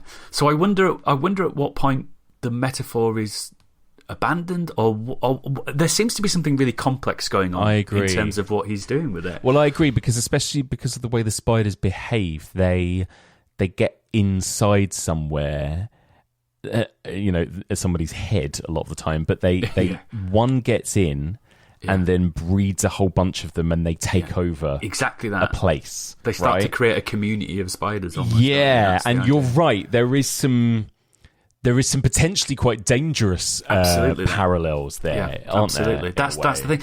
But I think he's doing it knowingly. I feel that when I watch it. I don't feel that those dangerous metaphors are being handled with any kind of malice or that's my feeling about it. I'm perfectly happy to be persuaded another way if somebody reads something else into it. But you know, even the language is really fascinating. The idea of an infestation.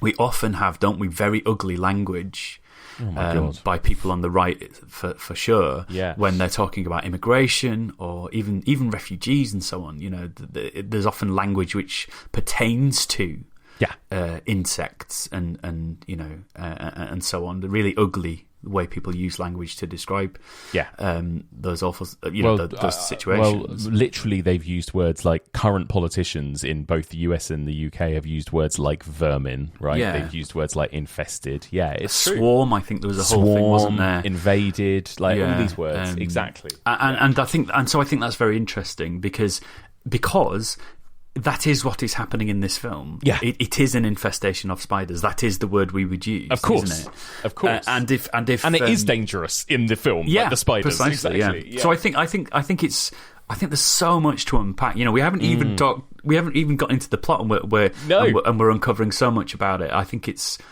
brilliantly done, and at the same time, really importantly, a thrilling Oh my God. horror film. Oh my God. So obviously Caleb, he's got this interest in bugs and animals and, particularly ones that are slightly like weirder, right? More exotic, I guess you'd call them, So he has his own little what do you call it? Almost like a menagerie, right? In his room. Nice word. It's he has to keep it all heated under heated lamps and everything. And he's got all these horrible fucking things. The things that would be my worst nightmare to have in the bedroom with me at night while I sleep. True enough, yeah. Scuttling about. Yeah. But he goes to the little, as you mentioned, the little corner shop that sells a bit of everything, and he finds this I love those spider. shops. Takes that spider in a little Tupperware box, and he pops it in a shoebox, doesn't he? And we already know. Again, this is good storytelling, but we already know that shoebox is slightly damaged. It was slightly damp. He was quite annoyed about it.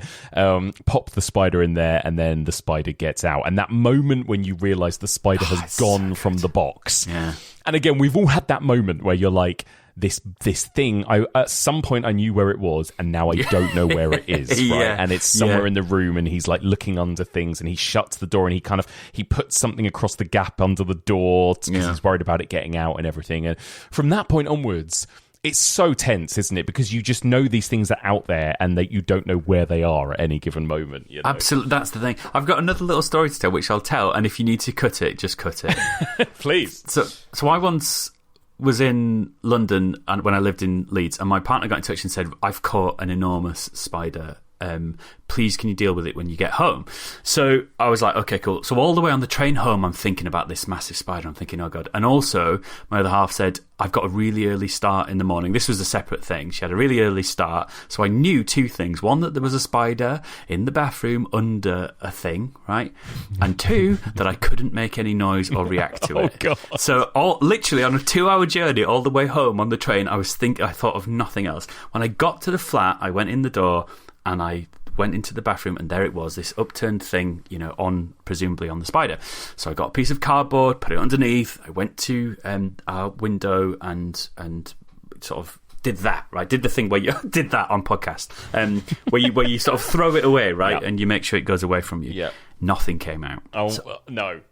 Exactly. So I'm like, oh God, what has happened? And the thing that I realised, Mike, is my partner had put over this enormous spider a jug with a spout. Whoa! So of course the spider was like, and just wandered out. That's what they do, isn't it? They climb up the water spout. That's what they, that's what they do. Yeah, spouts and spiders. Come on. Yeah. But I think it was basically it was so big that was the biggest thing we had. So Jesus. Anyway, there's not really a good end to this story because I never found it. But the whole. I then went into the bathroom and I was shining the torch on the wall in the bedroom. But it is exactly that. It's that fear of, oh God, it's gone, but where is it now? Yes. It was the same feeling. But absolutely terrifying. And I find the first, and the way the terror ramps up is unbelievable. But some of those early scenes where you just get one or two appearing places. The scene with one of the characters in the shower, right? When they're again, a great shower scene, and again, it's like subversion of the shower scene because she's not using the shower. They're kind of like redoing Caleb's bathroom, aren't they? They've got a bunch of friends over, and they're all kind of like refurbing the bathroom. That's right. And this character, I think it's the character of Leela, right? Who is herself a cop, right? And I find that quite interesting, right?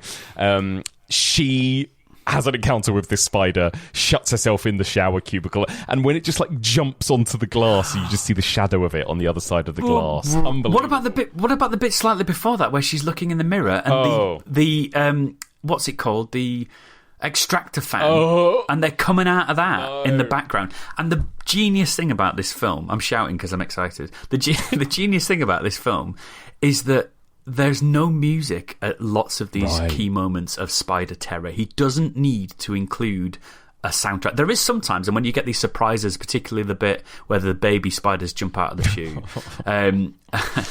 But this bit, all you need is that creepy stop-start movement of the spiders. There's no kind of like whistle going on in the background or sort of thread of a high-pitched note or anything like that. You just need that.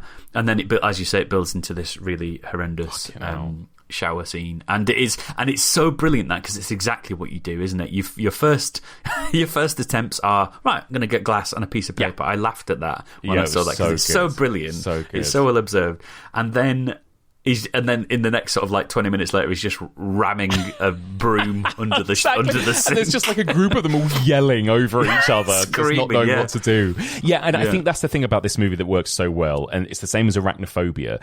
They tap into these little domestic, familiar situations that we've all experienced, like a spider in the shoe, a spider in the shower, using a glass and a piece of paper, like all these very mundane, familiar things, but kind of then accentuated to turn into this absolute terror, Absolutely, The having the it's so the filmmaking is so brilliant.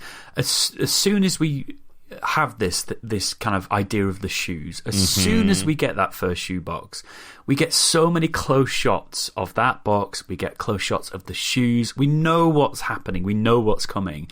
It's brilliant. Like. I was telling the film to fuck off all the time. Fuck off, no, all the way through. Yeah. I just think he's done such a great job. This is his debut as well. His unbelievable debut feature. It's unbelievable. We should talk about that actually. Sébastien Vaniček is, I think, how I pronounce it. I think so. Yeah. Like you say, his debut feature. He's now already been touted to direct a bunch of big projects. He's doing a new Evil Dead movie in a couple of years. Evil Dead Burn, I believe it's called, which is going to be his. And interestingly, we had a new Evil Dead movie set in a tower block a couple of years ago as well, didn't we? But I think that's really interesting. What do you think of him just as a kind of visual storyteller, I suppose, and the way he tells this story? I think he's a fantastic visual storyteller. From the first few moments of this film, where we get that scene in the desert where those men are capturing the spider, when we get that slight hint of a spider leg down the hole, but we don't get, it's not focused on that. We just get this hint of it. He understands the language of cinema, I think. I think he understands visual storytelling beautifully. And those moments that I mentioned before, it's really hard to believe that this is his debut. Oh my god! Yeah, I understand that he didn't go to film school. He didn't train. The training that he did was 15 years of making short films with his mates. Mm-hmm. So I think there's a real lack of cynicism or lack of sense of making a film that anybody else would want him to make. He seems to be making the move that he really wants to make, and this, you feel the passion of it. And there's loads of innovation, I feel like.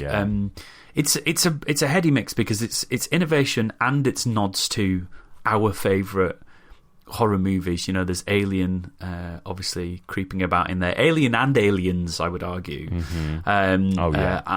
I think at various points he's referenced Evil Dead as an inspiration, but at the same time he's treading his own line. It feels like a really unique, original take on this genre. Yeah, completely. The visuals are stunning. Like, they really have stayed with me, like from the kind of, I guess, more sort of social realism stuff in the first act to then when we get to the the kind of flare lit infested corridors at the end, and the webs and the way he plays with light, obviously, which we'll get to. I think it's beautifully done, like so beautifully visual, and then, like you say, the audio choices too, of like when not to use music. Sometimes he'll just use like commercial music, like rap and stuff as well, right? But all in ways that feel like they really work with whatever tone or mood he's going for in that moment. Yeah, there's such a lot of variety, isn't there, as you say, in this film. I think we get the the creeped outness of the spider, of the spider as a creature, and that is incredibly powerful. And I think he really trades in that. I think he understands that. And again, it's so brilliant because he's positioning this as a comment on xenophobia, and he's doing exactly what he's manipulating us brilliantly, I think. But then, as you say, we get these moments that are the corridor moment where we get the camera flipping over, and he talks about that being a reference to, well, the idea being that it's like seeing it from the spider's point of view, because up and down don't really have any particular bearing. But that bit is like something from a walk through haunted house maze in in a theme park. It's so smart. It's so fun in this movie where we're freaked out and it's horrible, and it's about like social, as you say, the references to social realism. Yeah. But then you get this kind of ghost train in the middle of it as the sort of bit. That's sort of one of the climaxes, this ghost train moment. And again, like really clever storytelling, because again, it works so well in the world of the film, in this kind of like tower block that has been slightly left and is slightly run down. But the fact that the lights don't all quite work, or they flicker, and we know from the beginning there's that one light that's on a timer and everyone has to turn it. There's that one set of stairs where everyone keeps slipping on every time they walk up and down it, and then they have to wave their arms about to activate the light. And it's all kind of like funny, important slice of life stuff, I suppose, into world building, but then also obviously all gets used later on with these creatures that are sensitive to light and everything. That's exactly it. Nothing is there by accident. It seems to me that every element that's introduced is doing something. It's very satisfying, isn't it? It's so satisfying. And you talked about that light on a timer. Again, we get a brilliant close-up shot of that the first time we encounter it, and you right away you're going, oh no, here we go, God, it's brilliantly done. It's so good, isn't it? And again, and then with all of that comes all of these lovely backstories about these characters, about Caleb and his sister who have lost their mum but have clearly been like taken under the wing of the community around them, and then his kind of slightly strained relationship with his old best friend and what happened between them. And like you say, there's the couple of other people in the tower block that really don't like them, and there's this kind of rivalry. And again, like, just all of that stuff kind of works organically with the spider action as well as it goes on, which is really precisely nice. That for me is a perfect blend, because I'm interested in what's happening all the time. I'm not just waiting for the next spider attack. Nor when the spider attacks happen, when the spider attacks finish, nor do I think, oh, here we go, we've got to go back to this flimsy story. No, I'm really invested in it, and I think it's there's also something really satisfying. I don't know if you find this, Adam, but I love a tower block movie. I really do. And I don't know what it is. Is it something to do with like the verticality of it? It's often involving a story where it's a bit video gamey, I suppose, but it's often involving a story where characters have got to get from the top to the bottom, or the bottom to the top, right? Whether it's Wreck, whether it's Dread, The Raid, Attack the Block, High Rise, of course, this. Like, there's something about these movies that there's something about these settings that work really well as storytelling devices. Do you know what I mean? Die Hard. Of course, Die Hard, probably the most famous, actually, isn't it? But I think you're right. It almost gamifies it, doesn't it? Yeah. You have to ascend and conquer almost. And there are all sorts of things going on in certain films where, like High Rise is a good example, where the higher the floor, the more privilege and wealth. Exactly. That's a very like on the nose metaphor of the social hierarchy, isn't it? Exactly. And in a video game, obviously the bosses would get harder as you go further and further up, and that's what happens in this. Like, the further up they go, the bigger the spiders seem to get. And then something happens that I don't quite understand why they end up in the basement, but nevertheless, they sort of get carried out to the basement while they're unconscious. But nevertheless, I think what is interesting, and Wreck is a good example of this. It feels like you're making linear progress, both in the story, but the top of a building like that is its own trap. Oh my God! It? Yeah, there's no escape unless a helicopter's coming, like in Crawl. And as we see in Wreck, it's the scariest location in the film. By the time you get to the attic, right, it's absolutely terrifying. So. Absolutely, I think both like in psychoanalysis, I believe that the cellar and the attic are both. That's right. Considered to be metaphors for our subconscious. I think that's true. Mary will tell us that, won't she? I've always found that kind of thing fascinating, like the domestic space. I did a video essay about it for the BBC about that, about the use of basements and attics in particularly horror films, obviously very specific things. A bathroom is often used for very specific purposes in horror. So is a dining room, so is a kitchen. Like the use of the spaces, particularly in horror films, and what different rooms are used for and why. Is very interesting. So I think this movie does a terrific job with that kind of thing. I also just love I love the circular architecture. It looks like a spider really web. lovely. Yeah, it looks like a spider. It looks like I just really like the architecture. I think it's a really cool looking building. It is, yeah, and it's real, isn't it? Obviously, it's not. It's not a set. It exists that place. And at the end where they demolish it, I was really impressed with the visuals of that. Yeah. I thought on a second watching, I'd be like, "Oh, is this going to be the bit where I feel a little maybe the CG, the digital effects on fantastic?" But no, it looks fantastic. Right, we've got to get back to the actual spiders again and what happens here, Lord. because I was avoiding them. What is it that they're up to, Adam, in this? I don't like it. They seem to multiply immediately, right? Yeah. We see the little horrible cocoons and things, and then they seem to get inside people's heads, inside their bodies, lay eggs, all the little ones come sprouting out, and then they seem to just grow bigger really, really fast. This is where we know we're in like horror movie territory again, rather than kind of some sort of eco thriller. That sounded really dismissive. I didn't mean it to. It's some sort of eco thriller. But yes, because they start to grow extraordinarily big for no real reason that I can figure out, and I don't know why that the spiders in the desert weren't big in that regard. Like, why weren't the ones that they were capturing, the original spiders, why weren't they massive? I honestly think he's just been playful. That's the only thing I can think of. It's the growing threat. It does what I said earlier, which is it changes the stakes. Yeah. When they go up that staircase and there are just those massive ones. Oh. But can I ask a question? What did you think of the bit where, right at the end, where they're in the car, right? And that massive, the biggest spider of them all. Yes, just staring. It stares at them. But there's no resolution, is there? No, not at all. I tell you what, in some ways I go, yeah, that's weird. Like, there's a bit, it's almost a bit flat.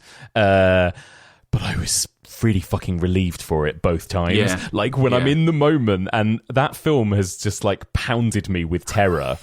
I'm really glad that in that moment it just goes. Yeah, But I do agree with you. It's a weird storytelling choice. It's like, a you really weird go to storytelling yourself, choice. oh, here we go. This is the big bad now, right? Like, this is a final showdown with this huge spider that is like almost as big as their car. And it just like totters away, doesn't it? And it's like, again, I'll be coming back to his idea of the spiders actually themselves just getting on with spidery business. Yeah. Excuse me. They're not evil. They behave quite evilly in this one, if you ask me. There was no need to come out of that woman's mouth like that in such a... Poor Claudia. I was so devastated Claudia? at how quickly she perishes, to be honest. And what about the dog? What about Maggie? I know. It's Poor sad. Maggie. It's sad, yeah. At least she had something to do in this film, unlike... What is it, Sugar in Crawl? Yeah, exactly. Yeah, poor Again, on the Sugar. third watch, I was like, what is this dog in this film for? Anyway, but yeah, but I think, does it come back to that? Is the idea that actually the more conventional way would be to have that Jeff... oh, God, I nearly said Jeff Goldblum. I don't mean Jeff Goldblum. Jeff, help me out, sorry. Jeff, hang on. Arachnophobia. Oh, Daniels. Jeff Daniels, I'm sorry. The Jeff Daniels moment, are you gonna you could do that, that's the more conventional way to do it, but in this film it's something different. It's a stranger, more ambiguous ending for a film that is in lots of ways has lots of things to unpick. Yeah. Well, it almost has about 3 or 4 climaxes. It almost has about 3 or 4 final acts, and I can understand for some people that's a bit of a criticism, that it almost goes on for 1 or 2 scenes too many, maybe. Yes. But I think, again, that for that reason, I'm kind of glad that that final showdown with the big spider, it just doesn't really happen in the end. And then we get that lovely moment right at the end, don't we, where he has the spider on him, and initially he's like, that's fine, look at this lovely thing, but then blows it away in quite an aggressive but not violent motion. So I think this director's got... I think he wants us to sit with it for a bit and ponder it. I agree, and I love it. And again, I do think that those sequences. What I love as well, actually, is that he uses the stillness of spiders to quite amazing effect. There are a lot of shots of them just still. Like, you'll just see a room or a corridor full of them and they're not moving. And of course, there is this fun device, this very kind of horror movie device where they seem to only move or come at you when the lights are out, right? And they've discovered that actually if they shine a torch on them or if they turn the lights on, the spiders go completely still and leave them alone. So obviously so many fun set pieces with light here where the lights go off, they come back on, the spiders have gotten closer or whatever it is, you know? It's great stuff. And we're loving these wind-up torches in both of these films, aren't we? I don't know, what's that about? Why is that there? I don't know. In both of them. It's true. What's it doing? I was thinking about what it was doing. Is it because...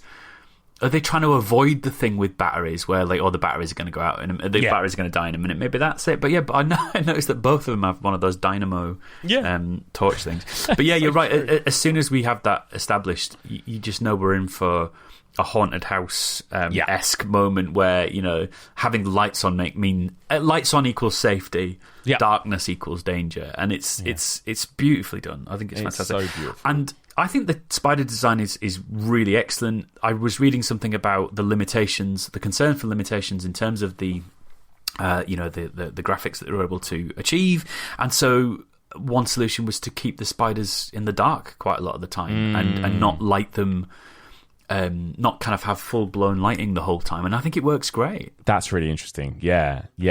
And so you get this kind of terrifying, what could be the climax of the film, where they have to get through that corridor of spiders, one after the other with the timed light. They get to the bottom floor, they're about to get to the the garage and get out, and then, of course, there is this added layer of... Well, no, the police are actually keeping them in there, right? And then we realise the real monsters in this movie are the police, right? And also, I think tonally things shift there, right? It really takes on a much more po-faced, serious turn. We really feel the weight of when these characters, one of them is killed, you know, when they're being injured, like that sequence when they're tied up in the garage. There's a lot of like... I like that the film really puts the emotional weight into that section when we get to the police and the police mishandling, I suppose, of their characters. And there's a line about they've been here the whole time. Yeah. A suggestion of them knowing what's been going on and as you say, being ultimately the enemies. I think there's a really fascinating COVID allegory going on as well, particularly when they wheel out the first body, and agreed. There seems to be a conspiracy in those in authority, you know, not communicating, not giving the full information. Obviously, we get, you know, physical elements such as the face masks and stuff like that. So I think that's fascinating, particularly, you know, coming out of this movie not being created not too long after the pandemic started to subside a little bit. So I think that's fascinating. It's not, again, it's absolutely there, but it's not, you're not being hit over the head with that. It's there for you to discover and see the comparisons and the reflections and stuff. I actually find the portrayal of the police in this film really interesting. Agreed. And not like they're not just monsters. No, they're not like cackling villains. There's a sense of an attempt to understand their position as well, which I think is really smart. And it could totally have been a movie, and I would have accepted that too, that the police were absolute brutes all the way through. Yeah. But that, you know, there's a conversation in the hallway when they wheel out I've totally forgotten the name of the first victim. The guy who is named after the shoes, I've forgotten. Tumani. Yeah, that's right, exactly. Tumani. And when he's, you know, when his body's being wheeled out, there's a conversation. There seems to be a suggestion of this police officer just doing the thing that he is supposed to be doing, quote unquote. In the basement, again, when it's revealed that it's the same guy, he seems, in the things that he's saying, to want to be reasonable. Yeah, he's not. It doesn't seem like he's trying to be oppressive, but that in itself is fascinating because they are behaving in a way that's oppressive. Totally. They have barricaded this building. They have stopped them coming out, and that did ultimately lead to the fact that one of these characters ended up dead. Totally. So it's a really nuanced, interesting portrayal, I think, very human, that they equally think that they're hard done by in what they're having to do, that they are like, we're not the bad guys here, we're just doing what we have to. Exactly. And then as Caleb is yelling at them angrily and screaming and crying, he's just like, oh, well, forget it, you're not listening to me anyway, and leaves them, right? And again, I think there is a brilliant portrayal of this kind of loggerheads, I suppose, that these two communities, if you want to call it that, like constantly have, where they can't, one can't understand the other, and it just resorts on the police's side to just not even treating them like human beings because of that. Absolutely. You know? And I suppose a really interesting and important thing to keep in mind is that on one side, though, is power. Oh, of course, yeah, and you know, quote unquote authority. And so I think that again, that it's just dealt with so brilliantly, isn't it? As you say, it's such a smart way of doing that. And I quite like the fact that this police officer who seemed to be in charge of things, he doesn't come across as somebody who's just behaving evilly. Yeah, no, not at all. That's not how he comes. Even if the things that he's doing and being responsible for are leading to terrible things happening to these people in the tower block. But exactly. Yeah, absolutely. Again, like, this is his first film. I mean, I think it's astounding. It really is, and it feels so authored. It feels personal. It feels like this was really made by a human being that is trying to say something and cares as well, and cares about these characters. Again, the thing that really impresses me about this movie, both times watching it, is just the humanity of those characters. All of them. I really love that about it. They're cool, man. You totally go to a party with them, wouldn't you? You would. You genuinely want to hang out with them, right? Like, and I love that. Like, he's just this little nerd who loves like weird little creatures and animals and stuff, you know. And that scene in Claudia's apartment, and you mentioned it earlier. I think it's that is, you know, it feels so real. It does. You know, I've been in rooms like that, and at parties like that, at gatherings like that, and it felt so authentic. It really, really did. It did. It was. And the film is fucking horrible too because of all those fucking spiders. Yuck! The bit where he jumps out of that shoe and then it's followed by those little tiny baby spiders is just outrageous. Those little ones, you know, like I don't know why I sometimes watch these sorts of videos online, you know, where you'll see like a clump of almost what looks like sort of dandelions or a clump of something or just hair, and then someone will poke it with a stick and it'll be like 1,000 of those tiny little spiders that just disperse, you know. I don't like it. I don't like it. I don't know what's worse, actually, the small ones or the big ones, you know? It's just that's the thing, because I was... earlier on, I almost said, you know, I think I'm less frightened of, for example, tarantulas. But I tell you something, if I turn around and there's a tarantula on the floor, I would not be like, oh, cool, exactly. Hi. No, I would be running away. And they do that. The bigger spiders tend to do that little wavy thing with at least at their finger. I don't mean the finger, do I? Yeah, exactly. Their leg. Like, horrible.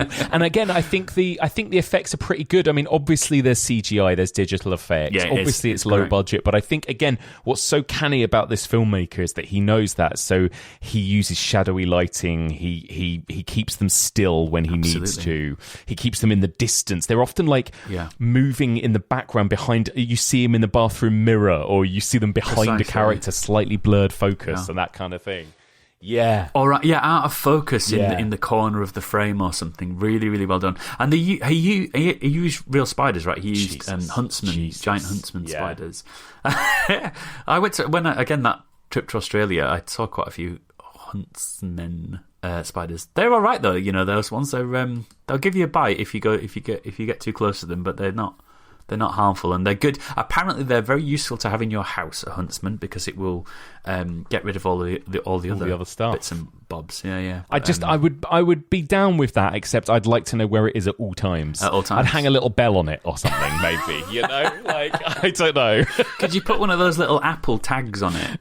Exactly. Make it a little jumper. I'd need something. I couldn't just have it just be like, just pop up on my there desk. You are. Yeah, I know what you mean. That is part of the fear. But I read that they're naturally whenever anyone goes near a huntsman, it will retreat. So they were doing this thing where they were filming the fast-paced stuff earlier in the day, and then when the spiders, I think, were sort of losing energy towards the end of the day, that's when they would get a lot of the still focus shots and stuff like that. So even the process of it sounds really fascinating, and the way Vaniček talks about the reaction of the cast. Initially, people were really horrified. Yeah. But by the end, I think lots of people on the team were kind of getting used to them and not necessarily enjoying being around spiders, but they were okay with could it. Appreciate them. Wow. Maybe that's what we need. We just need to be exposed to spiders. Yeah, maybe that's what it is. Exactly. No, thanks. No, thank you. No, thank you. You sent me that article last week of a man that had smuggled a whole bunch of fucking tarantulas or something on his person, hadn't he? Yeah. I think it was 300. 300, and he'd like stuffed them all in tiny tubes and strapped them to his body. It was in the metro. It's worth having a look. If people want to have a look at this article, just Google it. Because I'll tell you why. I tell you why I was even looking at that. It's because when I was watching this film, right at the beginning, obviously we have these men who collect those spiders, and I thought to myself, this like. I buy it. I mean, I buy it. But this is a weird thing. Is this actually happened? Do people do this? So I just googled smuggling spiders or something like that. Spider smuggling. I'm probably on some sort of list now, aren't I? Yeah, exactly. Yeah. And there was one. There was a BBC article, but it was also in. There was also in the Metro, I think, as well. But yeah, smuggler caught with hundreds of tarantulas. Tarantulas strapped to his body, like just what was he up to? I don't. God. I mean, is this? I suppose there's an industry for selling them, right? Yeah, I suppose there must be. Yep. But absolutely not. No, thank you. No, thanks. And the movie was really well received. 95% on Rotten Tomatoes. Like, it got really great reviews. Stephen King gave it a lot of publicity because he tweeted and said this movie is scary and gross and well made. He's very generous with that stuff, Stephen King. I think. I know. He's so lovely. I think one of my favourite books of the last few years is a book called The Last House on Needless Street by Catriona Ward. Oh, yeah. And she was on my podcast, and we were talking about the fact that Stephen King had tweeted something really, really positive about, and she was like, "Oh my god!" She said, "Can you imagine when I read that?" And I was like, "Yeah, it's very good of him, I think, to get behind." He's a good egg. He's a good egg. Don't say egg. Don't say egg in this context. I'm frightened. Do you think, Adam? I feel like when a French film is this successful. Is it going to get an inevitable American remake? I never thought about that. Maybe it is. I hope. Yeah. I was going to say hope, and I don't really care. Like, there's no need for it. No, there's absolutely no need for it. Just watch this one. And I get it. I get it that some people, don't like movies with subtitles for all sorts of reasons. I understand that. I sometimes think that having a dubbed option, it's not my preference at all, but having a dubbed option is quite useful for lots of people too. So maybe that could be a thing to do. There's definitely no need for it. It won't be as good. How can it be? Yeah. But I don't, whatever. Let's see. It's almost. I've got a feeling. Do you know what I mean? I've got a feeling. Considering it was so successful, I wonder. Yeah. But I'm very excited to see what this director does next time. Excited for his Evil Dead movie. Oh my god! Because the last Evil Dead movie, I really had a fun time with it. Yeah, I really enjoyed it. So, as you say, the idea of having this guy at the helm is really exciting, isn't it? Because he gets it. He just gets it. And I wonder whether we'll see some of that creepy dread. I wonder whether we'll get a bit of that going on, because Evil Dead sort of tends to trade quite a bit in gross out, bigger, much bigger stuff. But I wouldn't mind a bit of this. And I like that I hope that he still has that sense of characters and humanity too, as well. That's one of the things I really loved about him. It reminded me a little bit of Talk to Me, actually. Yes, Talk to Me, made by those two young guys who had never made a feature film together as well. And there's that same sense of like purity and humanity in both films, as well as incredible filmmaking. And I something I wrote in my notes is it's quite witty in lots of places. Very witty. And there's it even reminded me of Edgar Wright in terms of his direction at points where you get these kind of like really quick shots of like doors closing and opening and So I think it's the full package. This film, The it really full is. package. There we go. Amazing. Well, Adam, thank you so much. This is, as always, it's been such a pleasure. My final question for you: what's your favourite movie in this whole subgenre? I think it's Jaws, isn't it? It has to be. It's doesn't got to it? be Really? Jaws. As a kid, like Jaws was just such. I know that so many of your guests have talked about this, but it was such a touchstone for me. It was a huge part of my childhood, that movie, and I think I told you this last time I watched Jaws, that because I was obsessed with Jaws, the idea of Jaws. When Jaws: The Revenge came on TV and we taped it and watched that over and over again, there are so many elements of those two films that I conflate, and as an adult, oh my god, I know, as an adult, I've gone back to them both and gone, how on earth did I sort of confuse these two films in any way? But there was somebody when I watched Jaws not that long ago, actually. Because I went with Rihanna to see the play, West End, The Shark is the Shark is Broken. Yeah, The Shark is Broken. Yeah, which was fantastic. But after that, I rewatched Jaws, and I was expecting like a certain scene to pop up, and I was like, oh, where's the bit where the guy gets his arm bitten off in the water? And I was like, oh, that's in Jaws: The Revenge. I can't believe this. Yeah. I can't believe this. You're just casually getting that masterpiece mixed up with the worst movie of all time. Sorry. Yeah. And then we would go swimming in Halifax swimming baths. And it genuinely be freaked out that there were sharks, underwater, and wow. And then we would come out and there was a vending machine, and they had those maize snacks called Jaws. Do you remember those? Oh yeah. Oh, I loved a swimming bath vending machine snack. You know, yeah. Always pickled onion. Yeah, always. Yeah. Or knickknacks, ribbon sauce. Yeah, got it. Yeah, ribbon sauce. But yeah, I know I'm into them, and The Descent. It is extraordinary. I'm glad that you included that in this season. It had to be. I think it had to be. Yeah. I loved your discussion with Louise. Great to hear Louise back on the pod. I know. And yeah, I think there are so many that stack up for me. I mentioned the more existential ones earlier. Yeah. That really did it for me as well. So yeah, I'm into them. But I think it has to be Jaws, because it is a masterpiece, and it's scary, and it's about something, and the people, the characters are fascinating. And the last time I watched Jaws, again, I know this isn't a podcast on Jaws, it struck me that it does a really interesting thing with the slasher trope that I don't know. I don't know if it happens in any other slasher films, which is, are there any other slasher films where at a certain point in the film they go, right, we're going after him? No, exactly. It's maybe so one of the Nightmare on Elm Street, where they start to set traps, or but it's never that much of the film that does that. But anyway, sorry, I love went that. off on a Jaws tangent. That, incredible. Well, Adam, thank you. You'll be back again very soon. But until then, just remind people where they can find you and your work. Yeah, you can. Well, I've got a fancy website now, which is just adamzrobinson.com, which you can find all my social bits and pieces on there. All stuff about my events and my work and stuff like that. So that might be the best place to go, adamzrobinson.com. I'm on Blue Sky. I've turned my back on that other place. Yeah. And you can find me... I never know how to describe this, but it's at AdamZ, which is ZED. So at adamz.bsky.social. And they're probably the best two places. But come and say hello. Also, on the 5th of March, I am doing a Zoom... event where I'm performing the story The Judge's House by Bram Stoker. And this was a story that was part of my recent stage show Nightmares last year.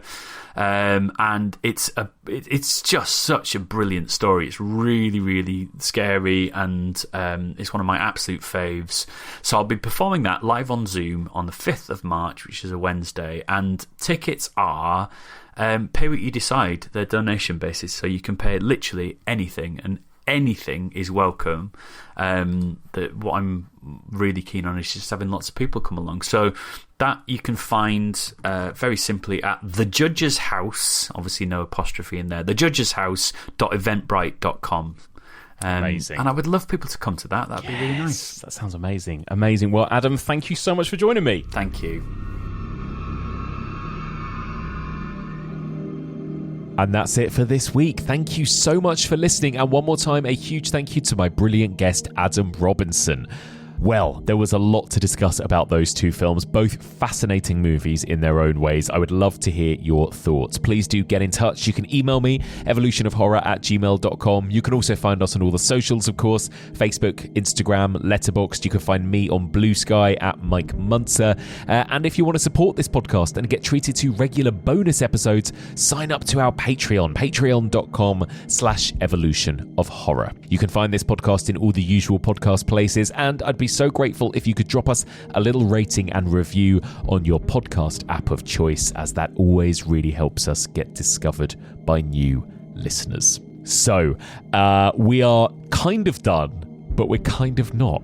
That was the last planned double bill of deep dive discussions. However, we are going to be dropping you a little bonus treat next week as well. So before we get to our conclusion episode, I asked patrons to vote for their own favourite Nature Bites Back horror movie that hasn't been discussed this season that they would like to hear covered.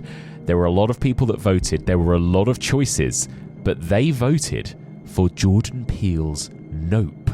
An interesting left field choice. So next week is a bonus episode, and I'm going to be joined by Devaughn Taylor, and we're going to be covering the patrons' Nature Bites Back choice, Jordan Peele's Nope. Join us next week for all of this and more on the Evolution of Horror.